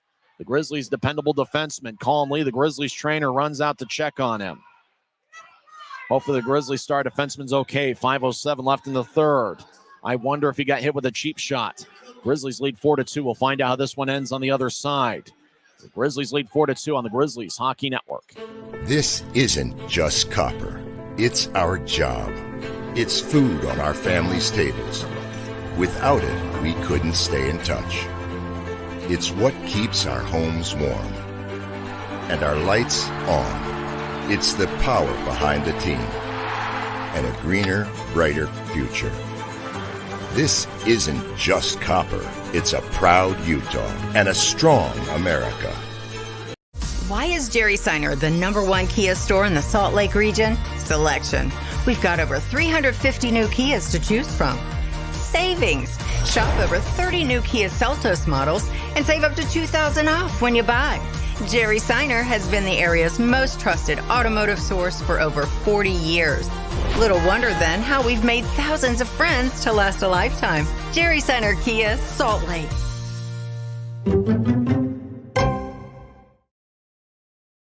Hopefully Kyle Mayhew's okay as he's walking it off over in the Grizzlies tunnel. Utah leads 4-2. Neither team has scored here so far in the third period. And there hasn't been a whole lot that's happened here in the final frame. Norfolk does have a big shot advantage. In the second period, they have taken 9 shots, and the Grizzlies have 4. And Will Cranley has really stepped up big for the Grizzlies here this afternoon, stopping 27 of 29. 5:07 is left in regulation. Oh, yeah. You know what happened? Holy cow. That's a cheap shot if I've ever seen one. Andrew McLean just took his stick and whacked it between Mayhew's legs. I don't think we're going to see Andrew McLean tomorrow, and Weston DeWitt, the Norfolk broadcaster, sees that himself. McLean's got to get a suspension for that. He gave Mayhew an old cup check from behind. Hey, you know Mitch cup check. That's what McLean gave him. Fans saw it on the replay, and that's about as much emotion as I've seen all game. Puck deep in the Grizzly zone near side as Bocage. Well, Mayhew's going to be okay. It looks like he's just walking it off as along the near side, Grizzlies get it. Stucker around Cranley's net. They'll get it to head to Wickers, who gets the center ice. Over to Bocage on the left side. Bocage steps over the line, skates towards his right. He'll take a righty shot. And kick saved by Peretz. As Gallant gets up top to Stucker. High slot, righty shot. Saved by Peretz again, and he holds on with 4:28 left in the third. I'd wondered if Mayhew was hit with a cheap shot. McLean from behind just took a stick and whoop right between Mayhew's legs. So Mayhew looks like he's okay. In fact, Mayhew's on the ice right now as he didn't miss a shift, and he gets a big standing ovation from this Maverik Center crowd. And I wonder if Andrew McLean's going to play tomorrow, as he might have to sit a game out or two. I mean, I would think you just take a guy's stick and boom, right up the midsection of Kyle Mayhew. No wonder why he was down, but Mayhew's back up. He's a hockey player. Grizzlies won the draw. Stapley feathers it out in front, and a score! Berg was in the area, and this baby's in the refrigerator as the Grizzlies have taken a 5-2 lead. Looks like Berg's going to get credited with the goal as Stapley just kind of pushed it out in front. Now we got to fight. We got to fight in the Norfolk side as Wesley's in the area, as Cutler looking things over. McLean's not happy. Grizzlies want revenge from McLean for giving Cutler for giving Mayhew the old cup check. As Cutler and McLean exchange words, McLean's the one that was at fault here. He's the guy that decided to shove his stick where the sun don't shine. And McLean and the Grizzlies wanted to get after McLean. They saw the replay. They know what happened. And now another Grizzly, Josh Wesley, is yelling at Andrew McLean. As Stapley got it out in front, Berg was being challenged by McLean, and Grizzlies celebrate their 5th goal of the night. And with that, fans get cheeseburgers. Andrew McLean gets 2 minutes for roughing, and it looks like a 10-minute misconduct. Cutler's in the box as well. It's 5-2 Grizzlies here with 4:23 left in the third. Berg gets a goal. Stapley gets the second assist of the night, and Brandon Cutler now has 1 goal and 1 assist.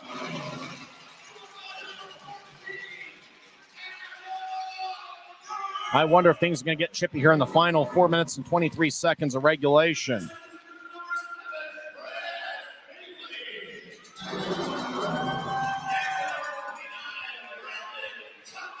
As Brandon Cutler and Stapley get the assists. And things are going to get very chippy. They're looking at it. And the goal wasn't all that clean. I think they're checking to see if Berg kicked it in. So right now it's 5-2 Grizzlies, but they're looking at it on the tablet. 4:23 left in the third. We're back in 30 seconds on the Grizzlies Hockey Network. Why is Jerry Seiner the #1 Kia store in the Salt Lake region? Selection. We've got over 350 new Kias to choose from. Savings. Shop over 40 new Kia Sportage models and save up to $2,500 off when you buy. Jerry Seiner has been the area's most trusted automotive source for over 40 years. Little wonder then how we've made thousands of friends to last a lifetime. Jerry Seiner Kia, Salt Lake.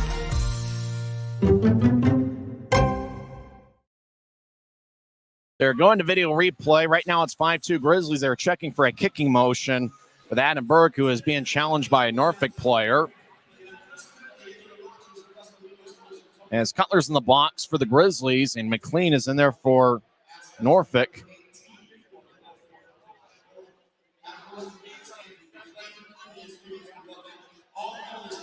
So McLean got 2 for roughing. It looks like so did Cutler. And both penalties are listed on the scoreboard.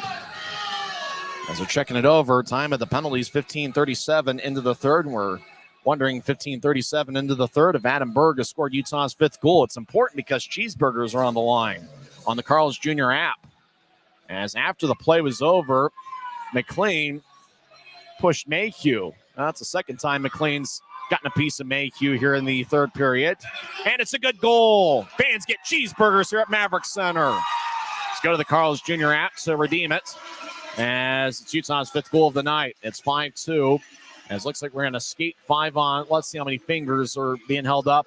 I think it's 4-on-4 is what we're going to skate here late in the third period. As it's now 5-2 Utah.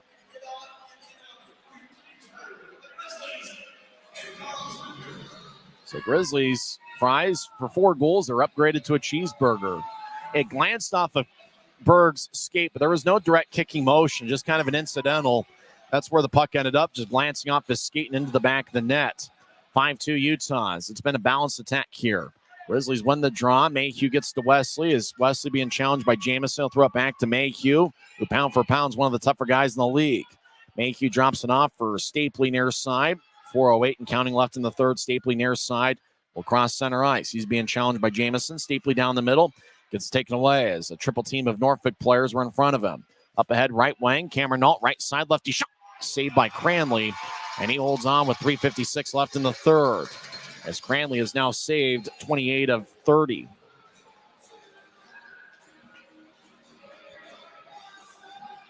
Same 2 teams tomorrow night. As Utah's really played well this series, at least, the last, I'd say 5 minutes of last night's game, and today they put together a really strong effort. And you wonder if a victory like they had last night, the way the Grizzlies won, if that's going to be what jump starts them into their playoff push here late in the season. As draw goes into the near corner, Grizzlies have it. Stucker, Wickers battle with a couple Admirals. Timofeyev over to McDougal. As puck ends up to the left side. Admirals, Carson Musser dances around. He's at the left point. They'll push it over as the Admirals over in the far corner. Skate around Cranley's net. They chip it out in front. The only guy there is Stucker. As Utah's up by 3, Luke Manning stops the Utah line, gets it back to Wickers. As Wickers over to the near side, dance around, shuffles towards his right, and pushes over to Stucker along the near side. Stucker over to Wickers. 3:20 and counting left in the third. Utah leads 5-2. Ahead to Stucker near side. He crosses center ice. He'll bank it off the near boards, but the Grizzlies are whistled for offside with 3:13 left in the third. So draw's going to come back to neutralize. It's game 60 of the regular season for both teams. The Grizzlies will have 12 games after tonight. 7 of the 12 will be at Maverik Center. Nick Messner at center ice will take the face-off against Thomas Caron. Messner wins it cleanly. Stucker near the Grizzlies bench. Gets it back to Wickers. Time's on Utah's side with about 3 minutes left as Wickers dance around Cranley's net. And Thomas Caron skates towards Wickers to try to initiate action. Near side, Stucker. Pass ahead. Will glance off a Caron stick. It flies into the Admiral zone. Dylan Fitz gets a good check from Louis Jean. Messner near side. Will skate towards his right. He'll stop in the slot. Get it towards Stucker. High slot. Righty shot. Saved by Peretz. And puck goes back over towards Norfolk. They'll move it ahead. Deep into the zone. And it's taken by Lewiski. He gets a good shoulder check from Fitz. Lewiski feeds over to the far circle. Norfolk dance around. They skate around Cranley's net towards the near side. They get it to Caron, who moves towards his left. Caron now in the slot. Lefty shot. Goes high off the glass. Both teams are back at full strength. McLean will skate towards the bench. Cutler stays on the ice. Long range pass connects to Cutler. Left side centers it out in front to Messner. Pass goes wide of the mark. As far corner, Musser gets pushed by Messner. 2:08 and counting left in the third. As the puck goes up top, Mayhew couldn't reach it. Cranley behind his net wearing number 30. We'll let Mayhew play it. And so roll it towards the near side at center ice. Sarr just couldn't gather it. Max Neal enters from the left side. Neal feathers a shot, saved by Pretz. Stays in play. Iverson throws the center ice. Mayhew pushes it back to the Norfolk line. And the Grizzlies are offside with 1:44 left in regulation. We're almost hesitant based on how last night's game went, regardless of who's ahead, to put this game in the refrigerator. I think we're in, almost have to wait till the final minutes because you never know. As Draw's going to be in Grizzlies territory, neutral ice. Penner taking the face-off for Utah, the Grizzlies Iron Man. They show Andrew McLean on the video board and all the fans. He's become public enemy number one. Mason Whalen looking up, and I know they're not booing me. As the Admirals win the draw, head to Iverson, who flies it in. Cranley, far side, will shuffle along. Cranley got hit by Iverson, and now we're probably going to get a brawl here as Iverson threw a cheap shot with his stick onto Cranley. As everybody's found a dance partner, and an Admiral is dragging down and throwing punches, and that's Brandon Fay just pumping away on a Grizzly. And that's Aragon he's pumping away on. Josh Wesley has got a towel to his face. Another cheap shot had been thrown on Wesley. As he's drawing blood, he's going to go to the locker room. And now some more pushing and shoving. As we pretty much got a yard sell here in the Grizzly zone. Tyler Penner is furious. Keegan Iverson threw a cheap shot with his stick onto Cranley. We don't want to be the kind of broadcaster that's throwing cheap shots at the other team, but I think maybe we're getting an indication as to why the Admirals lead the league in penalty minutes this year. As Aragon's over there, Fade was really pumping away on him. Iverson delivered a shot on Cranley, and that got the brawl started. Iverson and Aragon and Fade talking things over. Iverson's going to get an early shower, it looks like. As the crowd really fired up here late, and everybody pretty fired up as well. What do they call it? Old-time hockey? That's what looks like what we've got here late in regulation. Grizzlies up 5-2. And John Lindner, the referee's got his work cut out for him. I don't know if they're going to show the replay. That's probably going to incite the crowd even more. As Iverson, they're going to show a replay here. Cranley to the far side. Iverson took a stick and just ran right in. He just ran Cranley. No doubt about it. And Penner said that's not. Penner took up for his teammate immediately. Aragon came over there and then Fed, had a little bit with Aragon.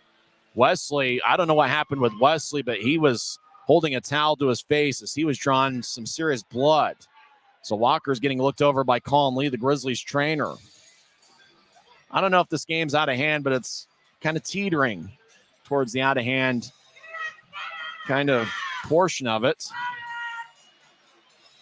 As the Grizzlies look like they're going to win the first two games of this series. Iverson, we saw in the second period a couple times after the play kind of mess with Cranley a little bit. And then right there, he saw Cranley out of his crease and he took a shot at him.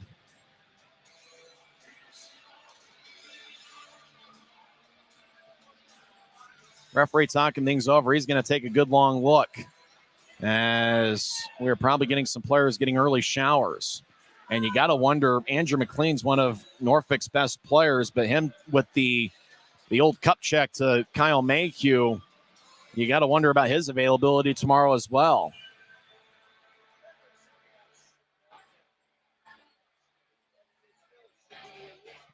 Norfolk only has 6 defensemen on their roster, so they would be shorthanded in terms of defensemen going into to tomorrow's game if McLean gets a suspension. John Linder's got his work cut out for him. Now he's going to go talk with Jeff Carr, the Admirals head coach. As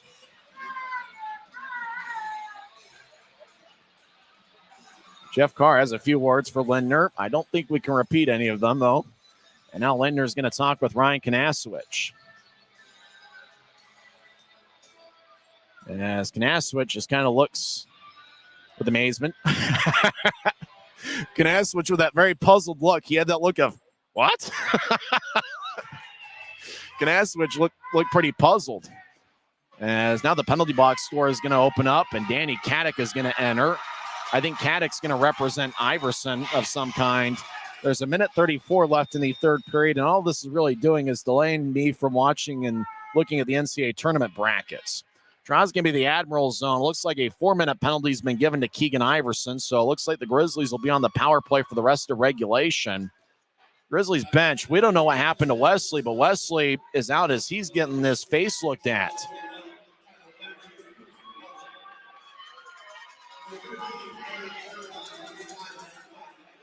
So it looks like Fade and Aragon got fighting majors. They're out of the game.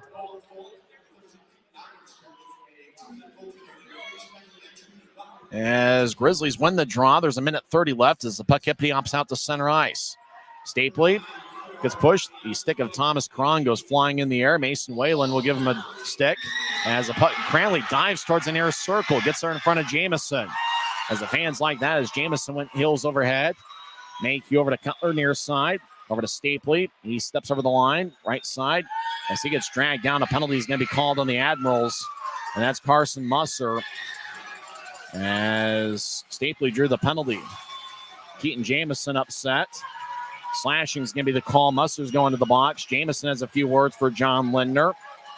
It's 5-2 Grizzlies. Musser pretty upset as he enters the penalty box. There's 1:07 left in the third period. Draw's giving me the Admiral zone. It's 5-2 Utah. Very physical third period. Wesley got hit up high and got cut. And he's in the locker room right now. Hopefully he's okay. Draw won by the Grizzlies. We didn't see what happened to Wesley, but we did see that he was drawing a lot of blood. Bocage over to the far side, back to Bocage. Far circle. He directs it to Mayhew high slot. Over to Stapley near side. Less than a minute left in regulation. Stapley over on the left point. Rides towards his right. He's on the high slot. Fires a righty shot towards Fitz. It goes wide and directs out of play. As Grizzlies looking to find Fitz out in front. As Fitz already has 2 goals tonight. Looking for the hat trick. 46 seconds left in regulation. As Musser gets 2 minutes for slashing. We're kind of hoping for the description of all the penalties that happened about a minute ago. Maybe we'll get to that during the postgame report. Grizzlies win the draw. Mayhew left side. Moves to Bocage. Back to Mayhew high slot. He'll fake it to his left. Get it back to Bocage on the right side, who bobbled it for a second. It gets it back and gets it to the Cutler. Over to Stapley near goal line. He feeds it up top to Mayhew. Back to Stapley near side. 30 seconds left. The Stapley surveys. Gets it back towards Mayhew. Shoulder fake over to Bocage. High slot. Righty shot. Saved by Peretz. And he holds on with 24 seconds left in the third as this baby's in the refrigerator. And the Grizzlies going to win the first 2 games of this series.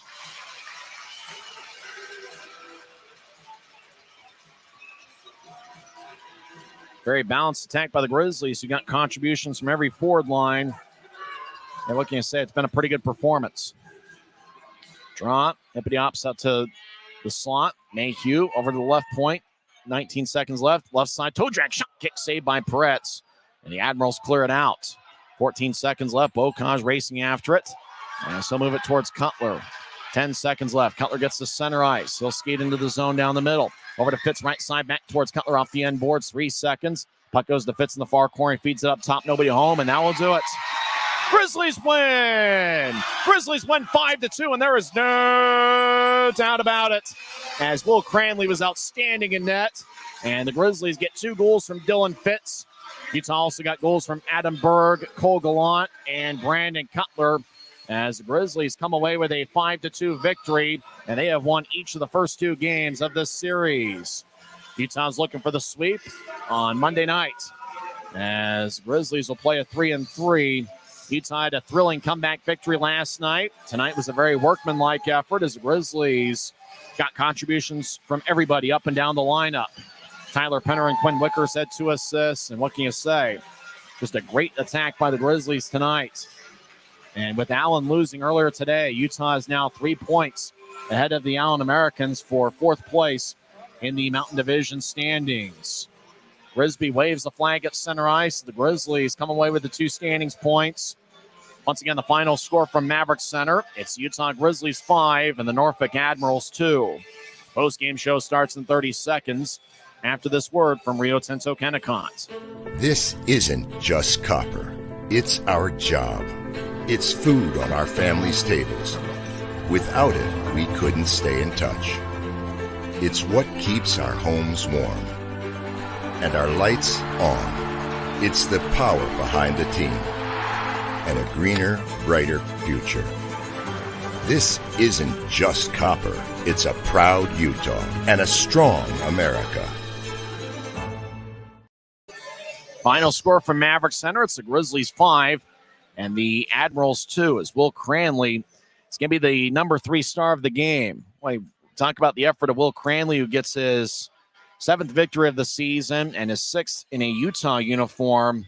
Grizzlies needed an outstanding goaltending performance, and they got that from Cranley as he stopped all but 2 in the Grizzlies tonight. We talked about being a very balanced attack as Will Cranley gets on the ice. He's the 3rd star, and he high-fives Grisby. Cranley will throw a T-shirt into section 125.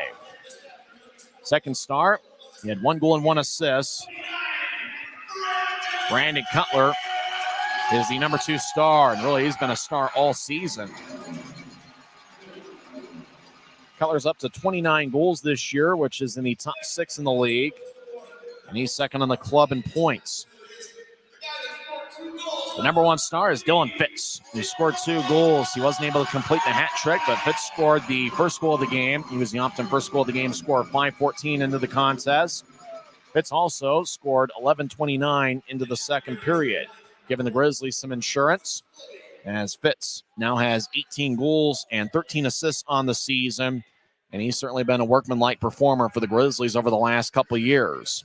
Fitz sporting a mustache, and I imagine come playoff time it could turn into a playoff beard. Grizzlies get a 5-2 victory, as quite a few people here at Maverik Center. The Aragon family is here in attendance this weekend. High fives all around section 113, as the Grizzlies, you kind of wonder, with how last night's game ended up and with the momentum that the Grizzlies are going to get from last night's game, if that's really going to propel Utah to a pretty good playoff run here. Grizzlies are now in 4th place by 3 standings points, as with the victory, the Grizzlies record goes to 28-30-2. They now have 58 standings points on the year. With the loss, the Norfolk Admirals go to 34-25-1. Let's go over the story of tonight's game. Dylan Fitz is the Optum first goal of the game scored. 5:14 into the first, he just glided along the left wing, got all the way to the near circle, and was able to fire away over the right shoulder of Yaniv Peretz. As Fitz is the Optum first goal of the game score. 5:14 into the first. 5 minutes and 3 seconds later, Brandon Cutler extended Utah's lead as he scored from the right wing. Cutler gets his team leading 29th of the year. Stapley and Wickers with the assist. Wickers picked up an assist in both the Utah's first period goals. It was his first multiple point game as a Grizzly.